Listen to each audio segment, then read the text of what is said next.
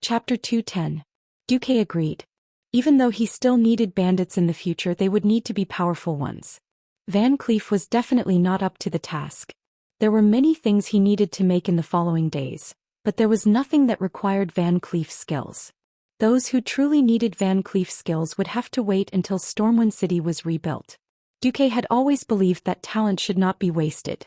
The two were overjoyed to see Duque agree.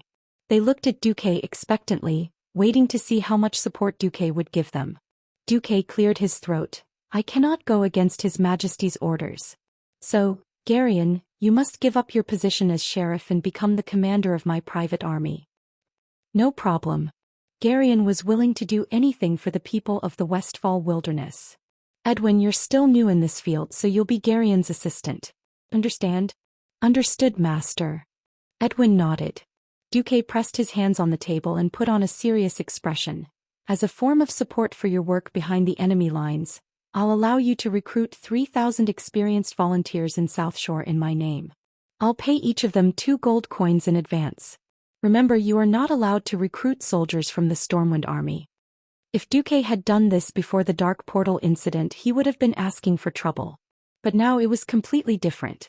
Among the 50,000 elite soldiers who had withdrawn from Stormwind City, less than half of them were active soldiers. The rest were the private soldiers of various nobles, militia, and even warriors who were born as ordinary citizens. They had experienced the orcs in the past, so they were definitely experts. Both of them heaved a sigh of relief at Duque's words. This was a great support. I can also transfer 3 Bloodsail warships to you as your personal supply ships. But remember, I don't want you to launch too many attacks against the orcs in the first 3 months. You'll be courting death before the orcs' main force invades the northern continent. Duque opened the map and pointed at Moon Creek Town in the western wilderness. I know there's a Moon Creek mine here. And I knew that in the deepest part of the mine, there was a huge hole in the sea that could be used as a secret dock. Therefore, I hope that you will use Moon Creek Town as your base and turn the Moon Creek mine into the Beastman's Death Mine. I said it, I really said it. Ah. Looking at Van Cleef and Stallman's worshipful gazes, Duke's heart was filled with joy. Ah. I can't believe I taught the boss of the death mines in the history to go to the death mines and trap the orcs. I'm such a genius. Ah. Duque laughed in his heart. He laughed proudly and wantonly. Van Cleef, on the other hand, had a look of realization on his face.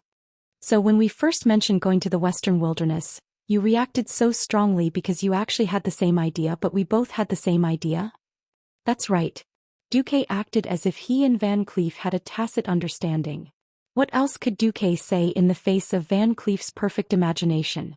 Of course he could only say, yes. You're absolutely right. Van Cleef was indeed very happy. After Duque let them leave, Van Cleef returned as soon as he left. Master. What is it? Duque poked his head out from the mountain of documents and requests. Van Cleef was a little bashful. It's like this. Master, you don't seem to have any servants or maids. This doesn't match your status at all. Duque replied calmly. If you say it matches your status, then please take a look at the Queen's and Prince William's palaces. Van Cleef immediately understood what Duque meant.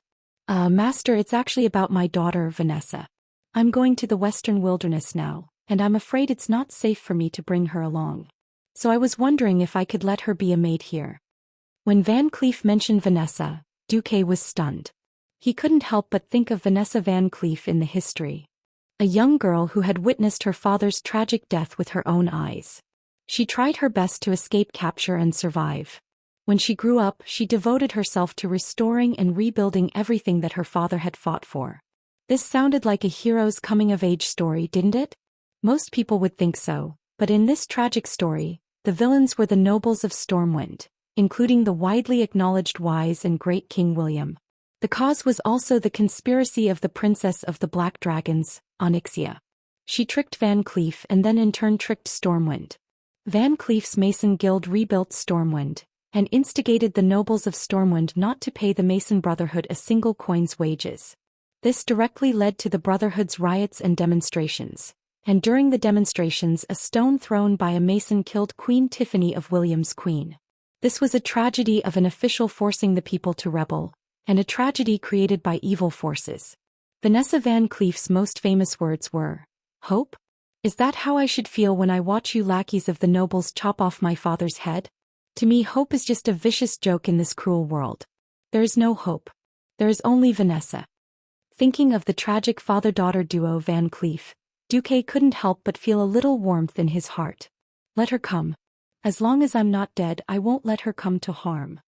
Edwin came with his daughter, Vanessa. One. Although Duque really wanted to use this adjective to describe Vanessa, it was obvious that it wouldn't work. According to Edwin, Vanessa was only 13 years old, but she was so well-bred. Duque's dog eyes were about to go blind. Vanessa was about 170 meters tall and had a head of black hair that reached her ears. She wasn't as beautiful as Aurelia, but she still had 80 points. The sturdy dumpling was at least a C-cup. Beneath the linen shorts was a pair of long white legs. Note that she was only 13 years old and still had room to grow. According to the trend of history, she definitely wouldn't be disabled. Duque coughed. From now on, I'm your master. Yes, Master Marcus. The little girl called out reluctantly, her eyes red as if Duque had forced his father to sell her here. Duque was embarrassed. Just help clean the room and then learn more combat skills. I don't need a pure maid. Okay, you can go now. Yes. The little girl left, and before she left, she gave her father an extremely aggrieved look. All right, Edwin, come back once every 3 months to report on your work. Also, remember that your master is from MI7. Don't get too close to him. Chapter 211. Duque still had a lot of things to do. The scouts sent back news. The Horde chief's flag had been replaced with a black hammer, and the dark portal had been opened again. This meant that Orgrim was still the Horde chief, just like in history. Duque felt that it was a pity. He had already hated Orgrim to this extent, but Orgrim still managed to become the Horde chief. He didn't know if he should sigh at how strong the inertia of history was, or that a true hero would always be the most dazzling existence no matter what. Duque was worried about his own butterfly effect. The Horde's attack on Stormwind City had expended an unexpected amount of manpower. Without the help of Mediv, which was controlled by Sargeras, the transportation capacity of the Dark Portal was greatly reduced. It would be good if it could only carry a third of what it used to. The Horde could still continuously transport Orc warriors from Draenor. But Duque knew that the warriors that came later were not as strong as the hundreds of thousands of elites that came first. The first batch were either veterans who had gone through the war with the Draenei, or warriors who had proven their strength in cruel hunts. If the Orc elites before the Dark Portal were 10, then the later batch would only be around 7. And Duque's target was the Blackrock tribe, which made it easier for Orgrim to command the Horde. One could imagine that Ghoul, Dan, a despicable and powerful warlock, would provide more powerful warriors for Orgrim in order to save his own life. The Horde acted as they did in history, but the negotiations between the human countries had reached a stalemate. Duque knew that only when the 7 human kingdoms united, along with the dwarves, pygmies and high elves, would they be able to form the first alliance in the world of Azeroth. The problem was that the alliance that should have been established had not made any progress. According to Lothar's message, Duque knew what had happened. Now the kings and high nobles of many countries, including King Tyreenas of Lordaeron, all thought that Lang was just a useless person who couldn't even defend his own country, after being chased away by a troll-like monster. At the end of the day, the root of the problem was Duke the Butterfly. In history, Lang had died, and Lothar had come to the Rotterdam kingdom with a pitiful number of guards and the little prince. Lothar plays the role of a tragic hero. Why were the other 6 human kingdoms willing to elect Lothar as the commander of the alliance? Firstly, it was because of the threat of the tribe. Secondly, it was because of Lothar's noble bloodline. In history, Lothar had acknowledged the human kings as kings in the name of the last son of Sorodin the Great, in exchange for a political union. Thirdly, Stormwind in history had no military strength at all. It was just an empty shell. The countries were most at ease handing their soldiers over to Lothar. At this moment, only Stormwind and the Dwarven Kingdom in the south of the Eastern Kingdom were under attack. The northern continent was still as peaceful as ever, as if nothing had happened. Lothar did not play the card of Thoradin the Great either. The most important thing was that Lang had 50,000 elites under his command. Who would listen to whom after they united became a major problem. After all, the split of the Arathar Empire was ultimately due to different ideologies, and no one was willing to submit to the other. Duque was a little anxious. As a transmigrator, he definitely knew which two cards the tribe would play next. The first card was the trolls. They were tall and terrifying humanoid creatures that were thinner than orcs and had two long fangs. They were native to planet Azeroth. As early as 14,000 years ago, the trolls were the rulers of this planet. The trolls had established many large countries, among which the Amani Empire and the Gurubashi Empire had the largest territories. Both empires were ruled by the Zendala tribe, so they were also praised as the Zendala Empire. Even the famous Night Elves were a group of humanoid creatures from the Dark Troll tribe that migrated to the Well of Eternity. They gradually evolved under the influence of the Well's arcane energy. More than 1,000 years ago, it was precisely because of the rise of the human race that the great demons, who had already been split into countless clans, were chased away from the most fertile lands and chased into the barren lands deep in the mountains. The hatred of the trolls towards the humans and the high elves was definitely off the charts. When the orc tribe arrived, they would definitely hit it off. The second card was the forbidden evil existence, the Death Knight. Duque shuddered at the thought of how powerful and terrifying the Death Knight was. After thinking about it, Duque decided to personally promote the establishment of the alliance. The 25th of September was no different from any other day after King Tarinas of Lordaeron gathered the representatives of the various countries. Endless wrangling, endless sarcasm and ridicule. Among the 9 big shots, other than Lang and Tarinas who were kings, the other 5 human kingdoms sent dukes. The dwarves sent a brigadier general and the high elves only sent a substitute counselor. It was these guys who were not even as high as Lang who dared to spit at Lang. What orc rampage. They're just a bunch of troll-like beasts. I didn't expect that the son of Thoradin the Great, who chased away the trolls and made the humans rise, couldn't even defeat a bunch of troll-like guys, and had to run around the sea to escape. It was a duke of the Gilnea's kingdom who spoke. You. If it wasn't for the fact that killing this guy would cause a serious international dispute, Lothar almost wanted to smash his white glove on the guy's face. In the end, isn't it all because of your guardian, Medivh? If it wasn't for Medivh's betrayal, would there have been an orc invasion after the dark portal was opened? Would there have been so many problems?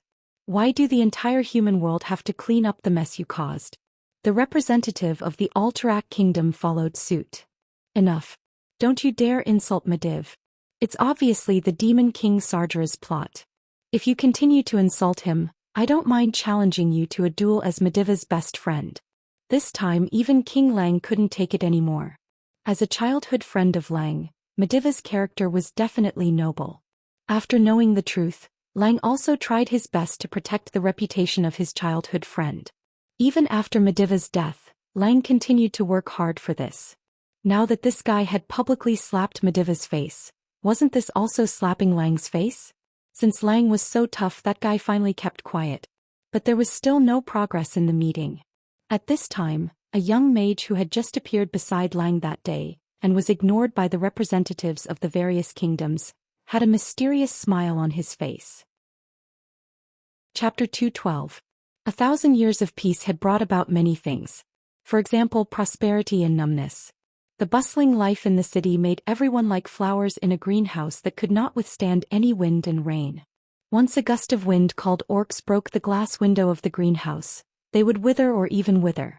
In the history, even if Lothar made a shocking concession and sacrificed the glory of his ancestors, he personally admitted that the era of great Emperor Thoradin was over, and he acknowledged the royal authority of the kings. It still took more than 3 months to complete the integration of the alliance.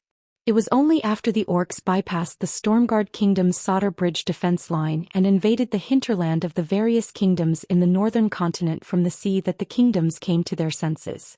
Note that the kingdoms here did not include the Rotterdam kingdom.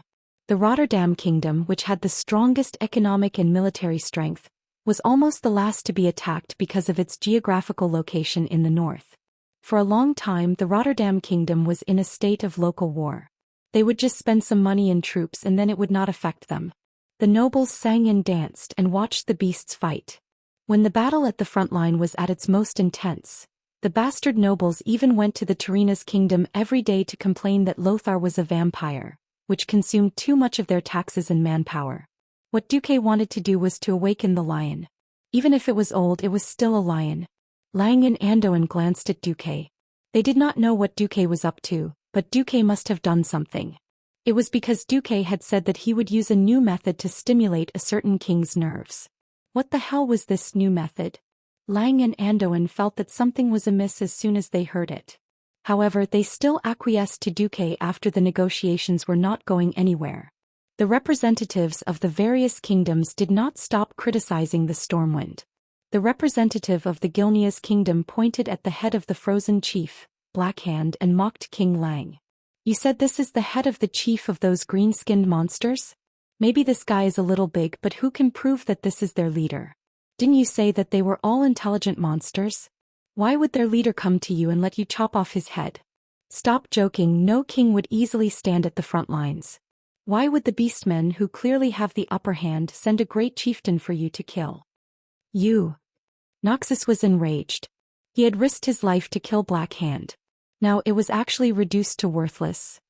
Duke, however, stopped Lothar and turned to the representative of Gilneas with a smile. How about this? The army of our Stormwind Kingdom will go to the battlefield at the same time as your army. You can take this big head and shake it in front of the tribe. Let's see who the green-skinned creatures will chase. You. Gilneas' representative suddenly stood up, wanting to ridicule Duque, but at this time something happened. Just yesterday, before Duque and his entourage arrived at Lordaeron City, an unfamiliar slave trader presented a batch of special gifts to Menethil II and requested an audience with the king. Everyone knew that the king of Lordaeron would not simply meet with a slave trader who came out of nowhere. If it wasn't for the fact that the slave trader's gifts were good enough, even a person of status would not have appeared. In the end, it was a Viscount of Lordaeron who received the slave trader. The merchant repeatedly told the Viscount who met him that this batch of goods needed to be injected with a tranquilizer made from the peace bloom, as the main medicine every 12 hours. Otherwise, the existing restraints and cages would not be able to hold them. The slave trader even sent a formal notice in the form of a document through formal diplomatic channels. This slave trader was obviously someone's subordinate. However, as someone expected, the slave trader's reasonable request was ignored, and all of the slave trader's warnings were ignored. This was the arrogance of Lordaeron, the most powerful of the 7 kingdoms. Arrogance was also a common problem among the nobles of Lordaeron. More than 1,000 years ago, it was the ancestors of these arrogant nobles who transferred their property to the more prosperous Lordaeron region, leaving the descendants of Thoradin the Great to die in the ruined Rapidstream Castle. No one would have thought that more than 1,000 years later, they would also pay a terrible price for their arrogance. After this point in time, the Lordaeron kingdom would perish because of the arrogance and stubbornness of King Tyrrhena's. Duque had no intention of stopping this, but the Lordaeron kingdom was still extremely powerful at this point in time, and Duque did not mind using the arrogance of the people of Lordaeron to make them suffer a little. Dang dang dang. The alarm that symbolized the invasion of foreign enemies had not sounded for 1,000 years in this pure white city that was also regarded as a holy city by countless people. When the loud and shrill alarm rang, no one in the entire Lordaeron kingdom reacted. Almost everyone was stunned for more than 3 seconds. Only the most dutiful guards realized after a few seconds that it was AF** King alarm. All of a sudden the entire Lordaeron was in an uproar. The representative of Gilneas, who was about to scold them, was stunned. As the leader of this place, Menethil II, who thought that he was the noblest among the 7 kings, could not help but be furious. His white beard flared up and he stared at his servant with his old eyes. Quickly go and find out what happened. Why did you sound the alarm? The trouble was at the arena. In this era of lack of entertainment, bloody and exciting gladiatorial competitions were the most attractive entertainment, second to none. There were countless gladiatorial arenas of all sizes in the entire northern continent. Just like Thrall, who was the son of the chief of the Frostwolf clan, Durotan, Thrall was picked up by a human after Durotan was assassinated by the assassins of the Shadow Council. After that, Thrall was raised as a slave gladiator for a long time. On the surface, the entire Lordaeron kingdom did not care about the invasion of the orcs. In fact, the slave gladiators of the orcs were definitely in high demand and were the most popular goods in the Lordaeron kingdom. A healthy orc slave warrior could be sold for more than 10,000 gold coins recently. Be it the nobles of the Lordaeron kingdom or the black-hearted owners of the gladiatorial arenas, None of them could resist this temptation. There were 100 orcs, and they were all elites of the Blackstone clan. There were even a few personal guards of Black Hand. In order to collect these orcs, someone had put in a lot of effort. After the effects of the mind-calming potion on the orcs wore off, they heard a voice. It was in the orc language. This voice told them that the head of their chief was in the highest castle, and it was being wantonly humiliated and displayed by the humans. Revenge. Revenge. Revenge. Driven by their frenzied thoughts, the orcs easily broke free from the iron shackles that were as thick as a human baby's arm, broke the iron bars of the cage and charged out. Chapter 213. Impossible. The managers of the Colosseum, who dealt with ferocious monsters all day long, and the guards responsible for watching over the slaves, were all stunned. The humanoid monster in front of him was beyond the scope of human imagination. Despite the mysterious merchant's repeated warnings, the guards saw the burly bodies of these orcs and still imprisoned them according to the standards of the trolls. In their opinion, even two giant demons wouldn't be able to break free. They were wrong. Beastmen were already stronger than trolls, let alone berserk beastmen who had drunk demon blood. Following a roar that shook the entire arena, 100 berserk beastmen broke free of their cages and charged towards the light. Each and every one of these men, who would definitely be strong and powerful compared to humans, were like children in front of them. The long whips used to punish the slaves would only make them more ferocious. The gigantic fist smashed into the faces of the scarred and ferocious-looking guards, and the abundant power easily smashed everything it came into contact with. His cheekbones instantly collapsed, followed by his temples and lower jaw, and then his entire skull collapsed. Before the human cervical vertebrae could support or cushion the impact, the violent force had already shattered the entire skull. Yellow, white, red, all sorts of colors dyed the walls of the Colosseum, which must have been dyed black with the blood of countless slaves, into the colors of the abusers.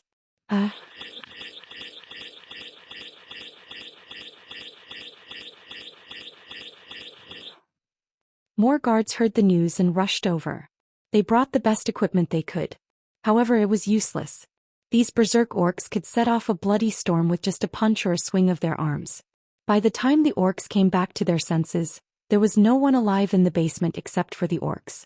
The inexplicable voice seemed to be guiding them, and they seemed to feel the unyielding anger of the great chief, Black Hand, roaring.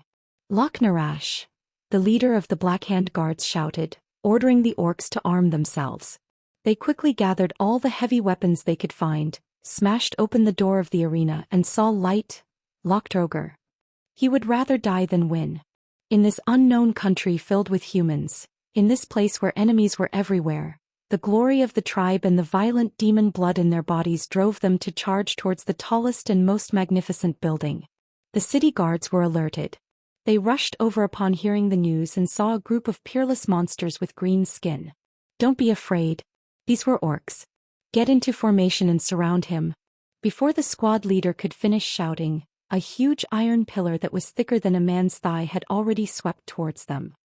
The leader of the black-handed bodyguards used his unparalleled strength to teach these human warriors who had never fought against the orcs a good lesson. This lesson was called strength. The round shields that were neatly lined up in a row did not seem like shields at all. They were easily swept away by the heavy iron pillar in one breath. The sound of the iron shields exploding was mixed with the screams and wails of the city guards, deeply stimulating the nerves of every city guard behind them. Fear gripped their hearts easily. For a moment, even their hearts forgot to beat.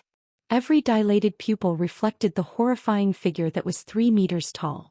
It did not look like a living creature at all, but more like an ancient demon god. The first row of city guards whose arms were smashed into pieces let out a shrill scream. The second row of city guards was almost stunned.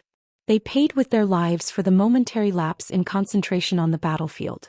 The muscles of the orc bodyguards swelled to the point that they were about to explode. With the strength of a giant, the long iron pillar that was swung out with all its might stopped abruptly within half a meter. Then it turned around and swept again. Those who fell to the ground avoided the disaster. The second row of city guards who were stunned on the spot had their bodies sliced in half at the waist. The scene was so bloody that it easily destroyed their rationality. Oh, I don't want to die. These city guards who could only bully gangsters and thieves on normal days suddenly lost their will to fight. They collapsed and abandoned their swords and shields, trying to escape from this terrifying shuraba in a fluster. Out of the gladiatorial arena was the first street of Rotterdam Kingdom known as Gladiator Street. This street that mainly sold swords and weapons had always been the favorite of the rich and powerful. Ordinary citizens were not qualified to enter this street. As a subsidiary industry of the gladiatorial arena, this street not only had a large number of high-quality weapons and armor that were far superior to the standard weapons, but also all kinds of rare equipment and accessories. A gladiator with a broken sword and a useless shield would not receive much cheers no matter how good his skills were. The rich and powerful who had gladiators would invest in their favorite gladiators with gorgeous armor and accessories. After all, this was where their pride was. Hence, the leader of the bodyguards found a huge skull of a six-horned rhinoceros. This huge skull had already become extremely hard after being soaked in molten iron. Together with the 6 huge horns that extended forward, it was a terrifying piece of equipment that could attack and defend. The only problem was that this thing was too heavy. Even the troll slaves could not use it. But now it all belonged to the bodyguards. Holding it, the bodyguards easily caught up with a carriage with a gorgeous noble coat of arms. They crashed into it with their hard and sharp horns. Half a second later, the entire carriage was blasted into pieces, along with the people inside, turning into scarlet scraps. Blood and internal organs dyed the entire Gladiator Street red. When the orcs fought from one end of the long street to the end, they saw a huge square with a fountain as well as a huge building with pure white walls. Luck, Tar Ogre. The bodyguards let out a deafening roar again. Without hesitation, the 100 orcs launched an attack on the Rotterdam Kingdom, which had the most guards and was the most heavily guarded. Clang clang clang. When the Rotterdam Kingdom could not close the drawbridge in time, and even the palace gate was breached, not only were the higher-ups of the Rotterdam Kingdom alarmed, but also a priest who was preaching in the palace's sanctuary. There are actually enemies in the Rotterdam Kingdom? Hearing the battle cries not far away, a burly male priest suddenly stood up. Teacher Fao, I'll go take a look. The archbishop sighed as he watched his disciple lift the heavy war hammer effortlessly. This disciple was good at everything. His devotion to the holy light and his faith in the holy light were also unparalleled. However, he felt that he was a little out of place with the profession of priest. Go. Chapter 2:14. The shrill alarm was hurried and ear-piercing. As the king of the Rotterdam Kingdom, Menethil II could no longer sit still. He abruptly stood up, and the torch-shaped crown that was like a claw exuded a scorching majesty. King Rin, as well as all the guests, please calm down. As the king of the Rotterdam Kingdom, I have the confidence and ability to protect your safety. Please wait here for a moment. After saying that, Menethil II waved his hand without caring about the reactions of the others, and a large number of royal guards immediately rushed into the large conference hall to guard the main paths. There were also mages who came in to set up defensive arrays. The commotion was so exaggerated that one could imagine how humiliated the Rotterdam Kingdom would be after this incident. The representatives of the various countries were either agitated or grumbling in their hearts. Their reactions were also rather interesting. Of course, the funniest ones were Lang and Lothar. The two of them couldn't help but look at Duque as if to say, I knew it had something to do with you, kid. Duque shrugged and waved his hand as if he was innocent. Lang rolled his eyes and said, Who are you trying to fool? You've set 100,000 orcs on fire. You're the one with the most cunning ideas. Lothar was even more direct and his face turned sullen. Being forced to a corner by the two big shots, Duque had no choice but to secretly make a 7 gesture. Okay, it was Lang's turn to remain silent this time. Lothar rolled his eyes. 7 referred to the 7th MI7. As an intelligence agency that belonged directly to the king, Lang didn't think that Duque had the ability to reach out to the 7th MI7. Needless to say, this was obviously a move by the 7th MI7, and as the head of the internal affairs of South Shore, Duque should be more or less aware of it. He seemed to have played a role. Lang was half right. If Lang went back to ask, he would get the answer that it was a plan planned by the 7th MI7. In fact, it was triggered by Duque. Because of Van Cleef, Duque found the master who taught Van Cleef the skills of a bandit. Duque bluntly pointed out that guy's identity. As a military intelligence agency, they had planted a spy around an important minister of the kingdom and were caught. This was undoubtedly a major failure. That guy's face also collapsed in an instant. How important was Duque now? In the army, there was even a saying that even if Lothar were to die, Duque should not die. Because these hundreds of thousands of exiled soldiers and civilians were now completely supported by Duque. Duque could review more than 1,000 reports and requests in an afternoon, and then he could multitask and write 10 different reports with 10 magic hands at the same time without making any mistakes. In fact, the system elf helped to categorize and summarize the confidence. After summarizing and reporting, Duque thought about it and the system elf controlled the hand of magic to write the comments. It was no exaggeration to say that Duque alone was equivalent to a cabinet and 100 civil officials. Coupled with Duque's previous brilliant military exploits, if Duque went to the king to complain, not to mention a small intelligence officer like him, the entire MI7 would definitely suffer. Duque pretended to be sullen and scolded angrily. If you have so much time to do this, you might as well think about how to help His Majesty promote the establishment of the Alliance of the Seven Kingdoms. Even throwing a few orcs to Lordaeron to provoke that old man Tyrannus would be better than doing this. Although this sounded like an angry remark, it was a different matter when it fell into the ears of the female assassin Pasania Shah, the boss of MI7. Because the Horde used a large number of wargs, which also had a sensitive nose, MI7 almost lost all channels of intelligence. Lang's dissatisfaction with MI7 had been there since the beginning of the Orc War. Pasania was eager to do something that was beneficial to the kingdom. Duque's seemingly unintentional words inspired her. As an intelligence agency, she had the right to deal with the captives, so she took away 100 orcs. Unfortunately, she didn't know the orc language, so in the end she could only bite the bullet and come to Duque.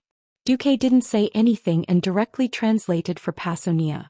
In fact, Pasania had also vaguely guessed that Duque wanted to use her and MI7. Some things were like a layer of paper that could be broken with a poke. With enough tacit understanding, no one would be able to break it. Duque wanted to use MI7 to promote the establishment of the alliance. MI7 wanted to make contributions to prove themselves. The result of this matter would not harm the interests of Stormwind.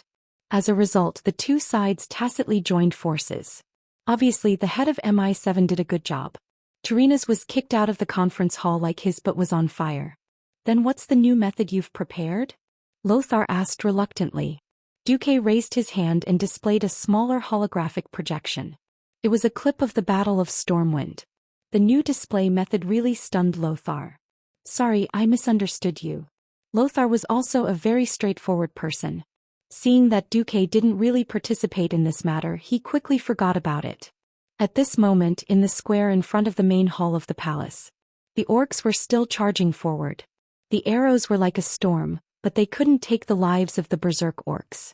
Just like in the beginning of the war in Stormwind, the guards of the Rotterdam kingdom underestimated the toughness of the orcs' skin and flesh.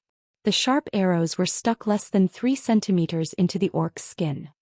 It seemed that the orcs had become porcupines, but the orcs still roared and charged forward like demons. The shield swordsmen with large shields were easily blasted away, and dozens of spears stabbed at the same time, but they were all swept away by a single stick. The orcs were simply monsters that couldn't be killed, which made the guards of the royal family tremble in fear. The only thing that kept these guards standing here was their glory and their determination to not retreat. However, the orcs had finally met their match. It was a priest who was emitting a white glow. To the guards' knowledge, such a guy who knew some kind of healing magic was similar to the shaman's healing magic. The guard didn't think that such a guy could stop him. He was wrong. He was ridiculously wrong. When he used the large 6-horned rhinoceros skull to slam into it, the scene that happened below made him stunned. A hammer. A large silver hammer that was swung at high speed was mixed with a ferocious power that was no weaker than that of a chieftain, and it smashed towards the horned rhinoceros skull. With a loud bang, the horned rhinoceros skull that had smashed the carriages and destroyed the human shield formations one after another was easily smashed into pieces of various sizes by the hammer like a piece of glass that scattered in all directions. Without hesitation, the guard waved his right arm and blasted out the huge iron pole that he had pulled out from the arena. However, the strength of the other party was completely beyond his expectations. Clang dash. There was a loud clanging sound that was loud enough to make the surrounding guards cover their ears in pain. The guards' eyeballs almost popped out of their sockets. What did I see? The iron pole that was as thick as an arm was bent by the hammer. Chapter 215. What the hell is this? Is this still the strength of a human? The human in front of him was clearly wearing a clergy's robe, but he had a body full of strong muscles. Although in the eyes of Blackhand's bodyguard humans were all weak creatures with thin arms and legs, this human was clearly stronger and more powerful than other humans. Without giving Blackhand's bodyguard any more time to think, the priest used his hammer to knock away Blackhand's huge iron pole. Clang! The huge iron pole that was more than 4 meters long turned into a stream of light and flew more than 10 meters away, stabbing into the wall of the snow-white palace that was more than 5 meters tall. Monster! I will punish you on behalf of the holy light. The young priest with a reddish-brown beard swung his hammer again. The huge two-handed war hammer was as light as a child's toy in his hands. The young man's golden beard fluttered in the wind caused by the hammer. So strong. This was the last thought that the guard had left in this world. Just like how the guard had killed the humans with violence, he was now being killed by the humans with the same violence.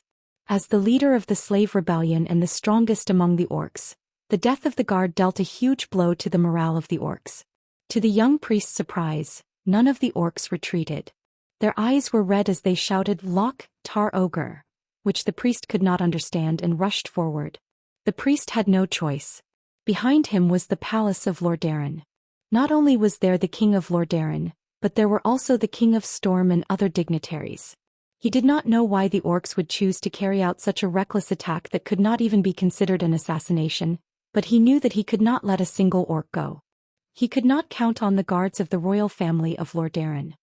He resolutely swung his warhammer and rushed forward with a fighting spirit that was not inferior to that of the orcs. The orcs were brave. They were natural war machines.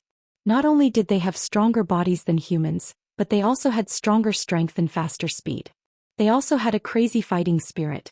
If he lost his weapon, he would use his fists. If his wrist was broken, he would use his feet to kick. If his feet were broken, he would use his teeth to bite. That priest saw with his own eyes an orc whose hands and feet were nailed to the wall by a pikeman not far from him. Taking advantage of the fact that a soldier went to check, the orc used his mouth full of fangs to bite off the soldier's neck. What a frightening creature this was. The priest could not help but be moved. With the addition of another priest who was also wielding a large hammer, the battle became even more one-sided. Not long after, all 100 orcs were annihilated. However, the price he paid was the lives of at least 500 Wong clan guards. This was not even counting the number of victims in the Street of Gladiators and the arena. King Tarina's Menethil, who had heard the news, arrived at the scene with a large group of guards. The horrifying scene in front of him almost made him vomit. The large number of dismembered corpses of the guards stung the king of Rotterdam's eyes. The king of the strongest human kingdom trembled, unable to speak for a long time. His wrinkled face looked a little old, but he was not yet 60 years old, so he was not yet senile. After a short period of extreme anger, Menethil too calmed down. Call King Lang and the other countries' representatives here. Although what happened today is a misfortune for Rotterdam, I do not wish for this misfortune to spread to all the human kingdoms. After giving the order, Tarinas noticed a priest who did not fit in with the royal guards. The priest was wearing a priest robe that only had the upper half of his body left, and the lower half of his robe was torn. He was also holding a large hammer. Not far from him there was another priest dressed in a similar outfit. Looking at their blood-stained bodies, it was clear that most of the orcs' deaths were related to them. Greetings, two young clergies. Did you kill these orcs? Your Majesty, I only killed 55. Your Majesty, I killed 38. King Tarinas was stunned by the answers of the two priests. After a few seconds he asked, May I know your names? I am Uther. I am Tyrion Fordring. Two priests carrying huge hammers bowed to the king of Lordaeron in unison. The scene was as weird as it could get. I admire your courage. As the king of Rotterdam, I announce that you will be rewarded. However, before that, I have more important things to do. I must first form an alliance with the other human kingdoms to fight against these hateful green beasts. At this moment, Tarinas, who had been waiting to see what would happen, made a decision. The next report made Tarinas even more certain of his decision.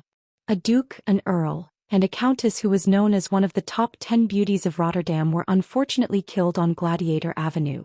In addition, nearly 2,000 people, including more than 300 city guards and 600 Wang clan guards, were killed. And the reason was just the rebellion of 100 orc gladiators. Caught off guard, Rotterdam paid such a heavy price for a mere 100 green-skinned beasts. Just the thought of this made Tyrrhena's tremble in anger. If he did not do something, the nobles would not let him go. The people would not let him go either. Even though Tyrrhena's felt that something was not right, the threat of the orcs was real. If all the orcs on the other side of Sodder Bridge were so terrifying, then the Dalajan kingdoms in front of Rotterdam would not be able to withstand them. When the other human kingdoms were destroyed, the last remaining Rotterdam on the continent would not be any better. At this time, King Lang and the other countries' representatives arrived. Other than Lang, Duque, and Lothar, who had already experienced the war with the orcs, the other countries' representatives were all dumbfounded. Such a tragic scene left them speechless. At this moment, two messengers galloped into the palace, one in front and one in the back. Report: a large number of orcs have appeared from Loch Moden. They have already taken down the south gate of Danmoro and are marching towards the Iron Furnace Castle. Report: more than 100,000 orcs have been spotted in the wetlands. They are expected to reach Sodder Bridge by tomorrow. These two pieces of news were like a bolt from the blue. The dwarves' representatives from the Iron Furnace Castle and the humans' representatives from the Riptide Castle were completely destroyed. Lang had emphasized more than once that the orcs' goal was to take over the entire planet. But all the representatives subconsciously thought that it was enough for the green-skinned beasts to take over Stormwind. When the day of all-out war came, they suddenly realized that the appetite of those damn orcs was terrifying. Chapter 216. Dang dang dang. The alarm that represented death and danger had actually stopped a long time ago, but the long ringing of the alarm still reverberated in the ears of every citizen of Lordaeron, every noble and every representative. This sound was a warning to the world that the peaceful days were gone, and the cruel and bloody war was coming. Without hesitation, the representatives of the various countries summoned mages and used expensive magic mirrors to transmit everything that happened in the capital of Lordaeron back to their own countries. The amount of magical gemstones needed to be consumed for such a long and large magic scene was shocking, but this time no one was stingy with the money. In the reconvened meeting, every representative carefully watched the video of all the magic elements produced by Duque. Duque showed King Tyrrhena's and the other representatives the savagery and terror of the orcs with a huge cube with a side length of more than 10 meters. The unyielding primal madness. The bloodthirsty, cruel and terrifying killing. It was a berserk aura that said it would not rest until the last soldier was dead. Every scene brought a deeper shock to the representatives. When Duque played the images of the conquered lands at the end of the video, no matter adults, children, commoners or nobles, everyone had to admit that this was a battle for the survival of their race. After the 5-minute demonstration ended, there was no other sound in the meeting room other than the sound of people gasping. "Sir Marcus, can I save a copy of this video and send it back to my king?" The one who spoke was the representative of Cultivation. Not only him but the other representatives also expressed their desire to get a copy. "I'm sorry, this is my unique magic technique, evolved from the inheritance of Mediv.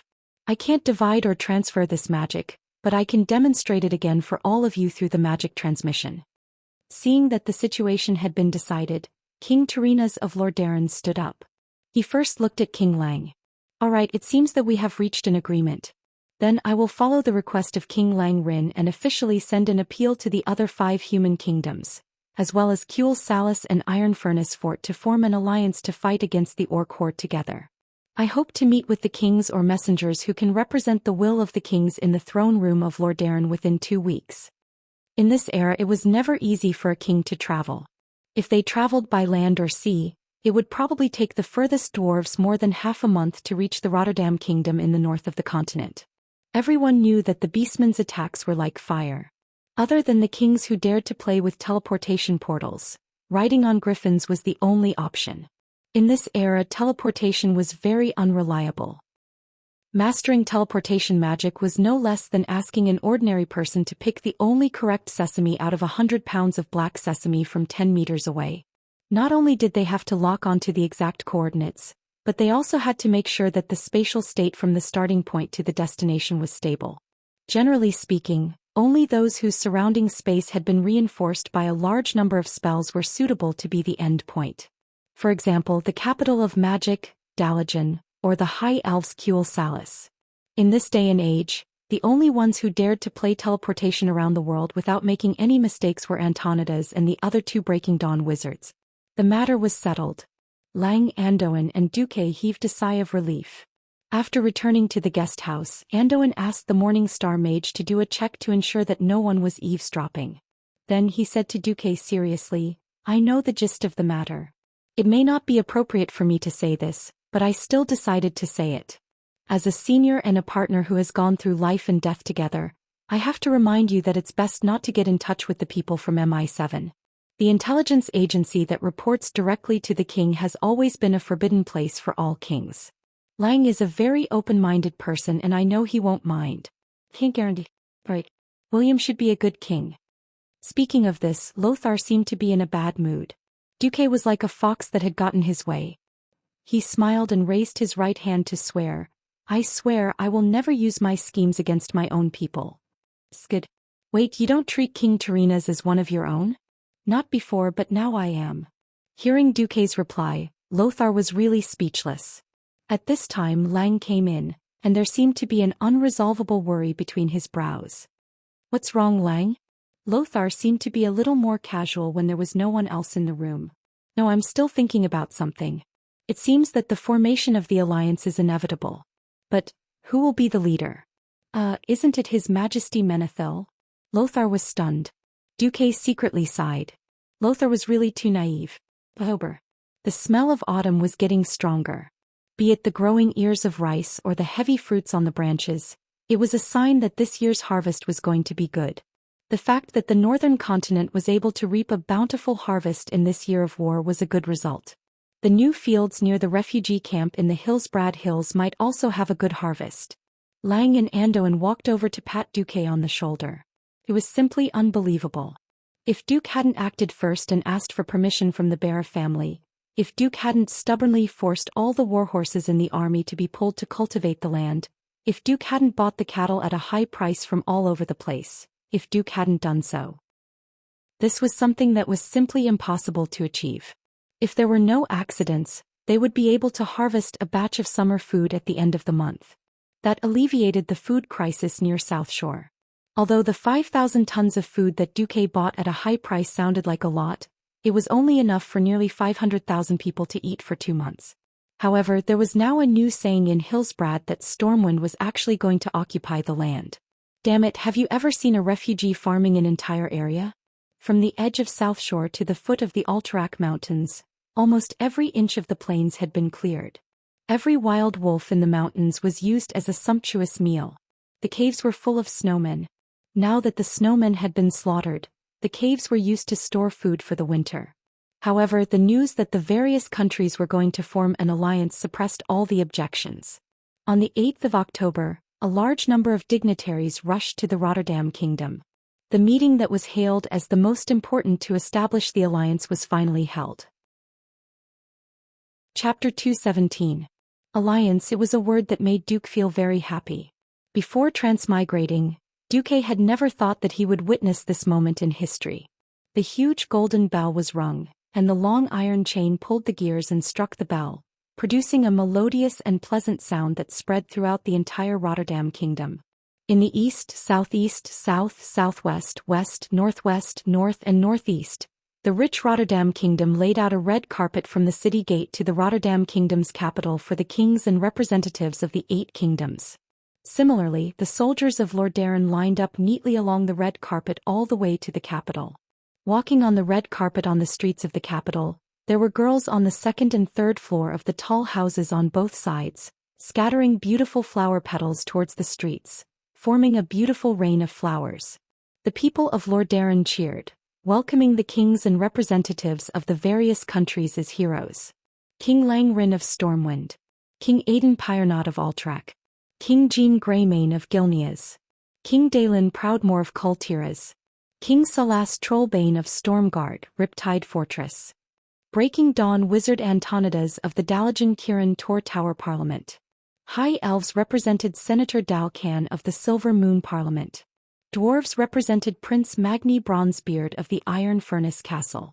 Because the Iron Furnace Castle was besieged by the orcs, King Madoran Bronzebeard could not leave, so he sent Magni, who was known as the King of Blacksmiths.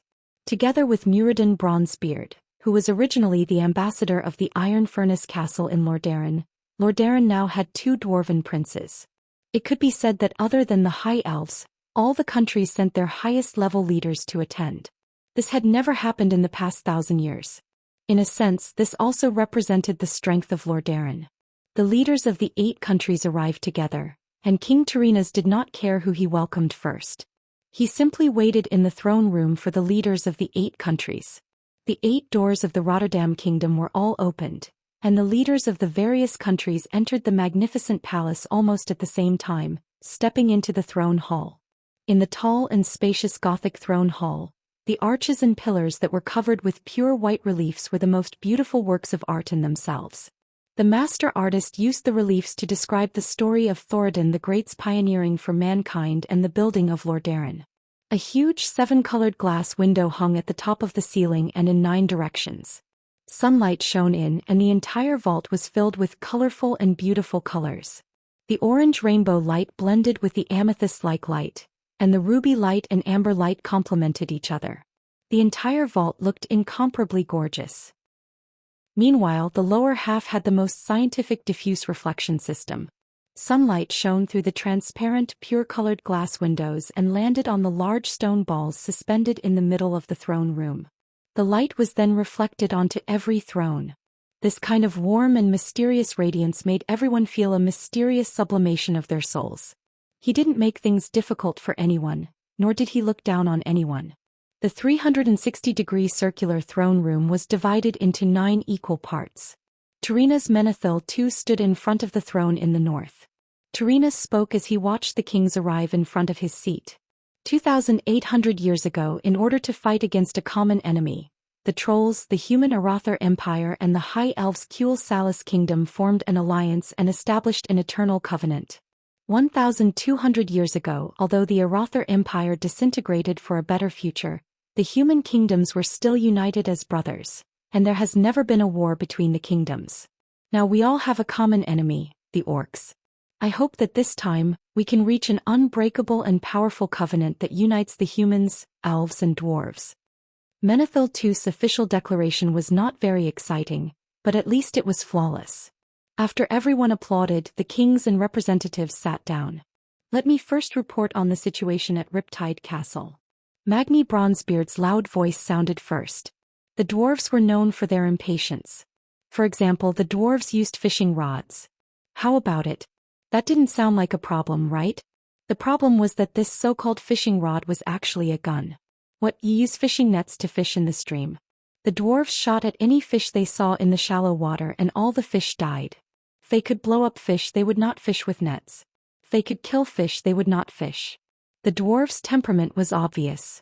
Magni waved his hand, and the specially invited Dalajan mage immediately used a magic mirror to show the fierce battle at the gate of Iron Stove Castle. In this world where swords and magic were the core, the dwarves' black technology was only second to the gnomes and gnomes. In the dwarven main force there were dwarven cannons like mortars, dwarven steam tanks and so on. Didn't it sound like a completely mechanized army? The problem was that the orcs were King demolition workers. An orc warrior spun a huge 4-meter-long iron pipe, thicker than a human leg, like a windmill. The dwarves relied on the mountain's terrain to make the 5 to 6-ton steam tank charge down the narrow mountain path. Unexpectedly, the berserk orc swept it horizontally, and it exploded at the foot of the mountain. When the dwarves fought against the orcs, they were not much weaker in terms of strength, but in terms of size, they were at an absolute disadvantage. The orcs swung those heavy weapons and smashed them down. In the crowded battlefield, the dwarves who had nowhere to hide could only take the hits. The result was that the two sides repeatedly fought on the mountain path in front of the Iron Stove Castle's main gate. The dwarves only fired 1 shot a minute or so, but it was very powerful. The orcs also threw stones unreasonably. Not just the orcs, but there were also the figures of larger, more terrifying strength and endurance of the ogres in the tribe's formation. The dwarves had suffered heavy losses. Turning off the live stream, Magni slapped his hand on the handle of his custom-made and slightly less luxurious dwarf chair, giving Tyreena's a fright. Iron Stove Castle urgently needs reinforcements. What we need most are priests and medicine. Also, those damned green dwarfs ruined our farmland. Our entire autumn harvest is ruined. We also need a lot of food. The dwarves were just that straightforward. They needed food. They needed medicine. Tyreena's had to remind Magni, we are now discussing the threat of the Horde. We need to confirm the need to form an alliance first, then discuss how to support each other and how to deal with the Horde. Alright. Then let's form the alliance. Where do we seal it? With that, Magni took out a royal seal that was very characteristic of the dwarves, the hammer in his hand. The human kings were all speechless. Chapter 218. King Salas Trollbane of Stormguard spoke. The Solder Bridge was also under heavy attack. Thanks to King Stormwind Lang's valuable experience, we did not suffer too many losses. After saying this, he also played a live video. The situation here was much better. The orcs could not pass through the huge straits with strong winds and strong waves, so they could only attack the narrow Solder Bridge. Unlike the dwarves, where the Horde could climb mountains, the orcs only had 2 bridges that looked wide during normal times, but felt narrow during battles. 30 meters wide sounded like a lot. The terrain in the northern continent was slightly higher. Otherwise, why would it be called the Earthy Highlands? However, they had to withstand the firepower of more than 100 ballistae catapults that were deployed along the mountain to the north of the bridge, as well as more than 30 arrow towers and 1,000 javelin team members who hid in the blockhouses in shifts day and night. 30 meters? That was a target, alright. No matter how brave the orcs were, they would only be cannon fodder. If this bridge had not been made by the dwarves and was extremely sturdy, an ordinary bridge would have collapsed long ago. Thus, the Stormguard people only sacrificed manpower and resources, not lives.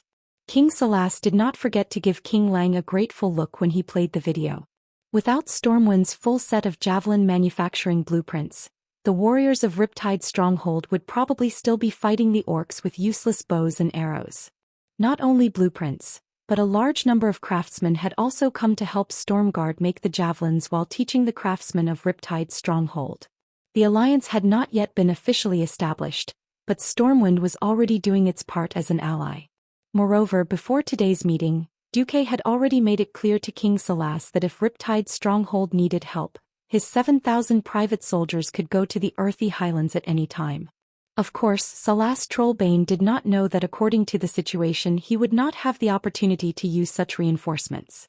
And it just so happened that Duque knew this, which was why he had come to offer his help. Salas had been greatly frightened by the orcs, and now that he had such a loyal ally who promised to help him for free, Salas was so touched that he almost cried and snot flowed out of his nose. If he knew that Duque turned around and muttered to himself, "It feels so good to be able to increase favorability by making a promise that doesn't need to be fulfilled." He might even want to kill Duque. Of course, these were all assumptions. With the orcs as their enemy as well as the support of the craftsmen from Duke Stormwind Duke Marcus, Stormguard was definitely a country that responded positively to the alliance. However, it was relative. Apart from the Rotterdam kingdom that had just been slapped in the face by the orc slaves, the kings of the few countries that were closer to the north behaved rather indifferently. This was especially so for the representative of the High Elves, Councillor Dalcan of the Silvermoon Parliament. This fellow was actually admiring his newly manicured nails. Lang and Anduin could not help but frown. Why are these guys still observing at a time like this? Anduin was the most direct. He secretly kicked Duque and whispered, "Don't you still have information to submit?" Duque rolled his eyes at Lothar and finally raised his hand. "I, Duke Marcus of Karazhan of Stormwind, have important information to submit." Those who could attend the meeting, even if they were standing behind the king, were all important ministers of the kingdom. King Tyreena's nodded. "I agree to submit." In the history of the alliance, one of the biggest losses was that the leaders of the various countries had initially thought that the orcs did not know how to build ships. Now what Duque submitted was an image that he had personally sent Darnielle and the search team of 3 ships to retrieve. The huge mirror showed the scene of a group of orc laborers working in full swing. Although the work of these crude fellows was completely unsightly, it could still be clearly seen that it was the keel of a ship. This time the one who reacted the most violently was King Kurtira's Dylan Proudmoore. He stood up from his throne and stared at the image with his bulging eyes. If the orcs had a large fleet, Kratira's would have nowhere to escape. It could be said that apart from Duque's fleet, Kratira's had no other reinforcements. That was not the end. Duque continued. This is the image of Baradin Bay in the northwest of the southern continent. It happens to be separated from South Shore by a sea. As everyone knows, we, Stormwind, have a fleet of more than 100 warships, more than 10,000 murlocs and hundreds of naga. Even without Kratira's fleet, we dare to say that we can defend South Shore. However, there is nothing we can do in other places. In the center of the 7 thrones and the 2 representatives' seats, in front of the huge map of the Eastern Kingdom, Duque let a hand of magic float gently on the map. From the Baradin Bay to the west around South Shore to the north of the land. At this time, it was King Xian of the Gilneas Kingdom's turn to look bad. Of course, King Terenas of Lordaeron was also in a bad mood. Because near the finger of Duque's hand of magic was the North Stream coast, which was convenient for landing. What was the coast? Wasn't it Lordaeron's silver pine forest? At this time Duque said seriously, of course this is just a guess. Maybe. The direction of the hand of magic changed. This time it went east from Baradin Bay all the way under Solder Bridge to the southeast of the northern continent and then north along the Cape. This time it went over the steep Arthi Highlands, which was full of elemental creatures, and pointed further north to the east coast of the hinterlands. This time it was King Alterac's turn to look bad, but his reaction was not too intense. Is it there? That's even better, let those damned trolls fight the green-skinned monsters, Eden argued. What if those trolls join the tribe? Duque asked back with a cold smile. Eden was very, very unhappy with Duque's questioning. Then at least those dwarves from the Eagle Nest Mountain will be at the front. As soon as Eden's voice fell, Dwarf Prince Magni was not happy. Hey, King of Alterac, watch your tone. Those are our dwarven brothers. That's right, brothers who fight and kill each other. Eden shot a disdainful glance at Mag. Bastard. Even after the War of the 3 Hammers. But we've made up with the Wild Hammer dwarves. I'm warning you, don't insult our Wild Hammer brothers again or I'll not let you off. Magni waved his hammer angrily. Eden snorted coldly and answered with silence. It was a sign that he did not want to pursue the matter further.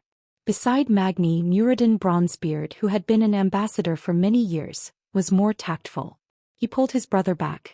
Duque glanced at King Eden. Although he quickly retracted his gaze, Noxus still saw that moment of disdain. That was the look of disdain when looking at a dead man. Duque's deduction based on the orcs' shipbuilding ended here. If it wasn't for the heavy atmosphere, Lang almost wanted to applaud Duque's wonderful deduction. In any case, Duque had successfully established the common foundation of the entire alliance. Chapter 219. As a transmigrator who was familiar with history, Duque had a huge advantage at this moment. He did not want to cheat a certain race with long ears, but he knew very well that some members of the alliance could not be invited and were in a hurry. It did not matter if it was out of arrogance or that this country was a scum. In any case, he would never mention this possibility. After all, the biggest difference on the Horde's side had already appeared. Lord Howl's groom Hellscream. Since Lord Howl was here, then the Warsong clan that was supposed to stay in Draenor was likely to appear. No, it was very likely that they had already appeared on the other side of the Solder Bridge. It was just that the ones attacking the bridge now were unknown small clans, so there was no way to confirm it. Since Gul Dan had reopened the Dark Portal, then the clans that were supposed to stay might appear. For example, the future Lich King Nizul's Shadowmoon clan, or Kargath Bladefist's Shatterpalm clan. There were more than 10 famous clans. Now that the Blackrock clan was heavily injured, any reinforcements were possible. For the final victory, Duque had long decided to drag down more of the original allies that belonged to the alliance. Duque retreated after he finished speaking. King Terenas of Lordaeron raised his head slightly. All right, everyone, do you have more information about the evil orcs to share with the kings here? The surroundings were silent. If not, I suggest that we start voting now on whether to form a strong alliance to fight against the evil orc tribe that is bent on conquering the entire world of Azeroth. Please note that we are now discussing the formation of a military alliance. Every country that joins the alliance has the obligation to help each other. They can either provide money, manpower, or directly send troops. Countries that refuse to join will not receive help from the alliance when faced with the horde's attack. Alright, that's all I have to say. Those who agree to join this alliance, please raise your hand. Originally, the atmosphere was very good. From Lang's point of view, with this momentum, forming an alliance was a sure thing. No matter how one looked at it, it would be a matter of course and all 9 countries would join the alliance. Lang was a little excited just thinking about it. As long as the alliance was formed, would the 9 countries not be able to defeat the horde? Taking back Stormwind City and rebuilding the foundation of his ancestors depended on this. Who knew that at this moment Magni's loud voice could be heard again? Hey, wait a minute. Have any of you agreed to help the Iron Forge? Without any reinforcements, just relying on the dwarves in the southern continent to hold back the orcs? Is this what you mean by helping each other? King Tyrrhena's looked displeased. The dwarves were always so direct. He had to interrupt Magni Bronzebeard. Since we are forming an alliance, we will definitely help each other. What we need to do now is to set the framework and then decide how to assist, how to coordinate. The dwarf prince, whose beard was so long that it almost reached the ground, showed his straightforward nature. No, I hate to hear the official terminology of you humans. We dwarves are very direct. Is there any help? When and where? Quantity? Personnel? If they can really provide us with enough aid and support, we, the Iron Stove Fort, will join. If not, then I won't waste my time here. I'll hurry back and kill a few more beastmen. Magni's shameless extortion made all the human kings frown. At this moment, more than one king had his own plans. As a country that had already been attacked, the beastmen were not people who would stop until they succeeded. The dwarves would not give up their own capital. If that was the case, even if the humans did not help, the dwarves would fight the beastmen to the death and drag down a large portion of the beastmen's forces. In a split second, more than one king was prepared to abandon the dwarves. In history, they did the same. In fact, this was not a very nice thing to do, and it caused a few countries in the alliance to appear united but actually divided. In the original process, the dwarves only officially joined the alliance when the humans attacked the wetlands and broke into Dan Maluo, saving the dwarves who had been bitterly defending for a long time. But Duque was here. Enough. Duque suddenly shouted. Since you dwarves see the alliance as an exchange of benefits, then we can do it, seeing that we have a common enemy. In 3 days, Stormwind's fleet can reach the deep waters southeast of the wetlands Blackwater Moor. We will give you 10,000 peacebloom and silverleaf flowers, 20,000 heathergrass and 5,000 setback grass. In exchange, we need 15,000 fine steel longswords made by the dwarves. If you don't have them, you can use the standard dwarven battle axes instead. Anyone with a bit of common sense would know that these were low-grade alchemy materials, used to make low-grade healing potions.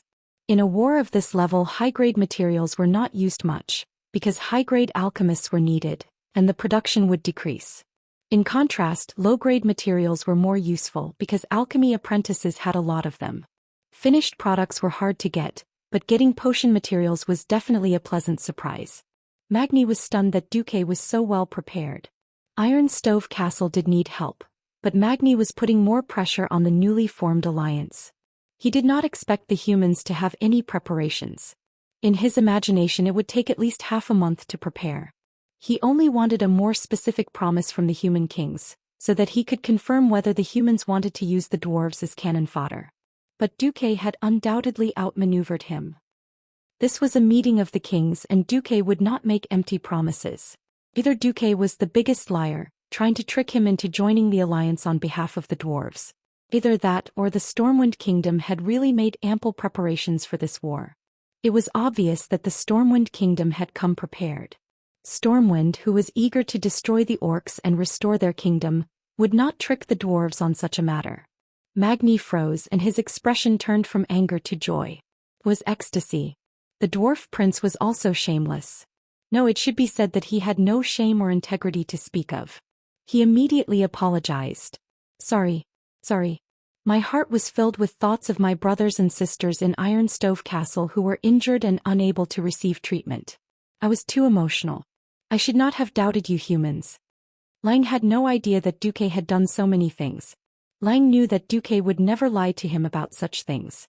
He stood up.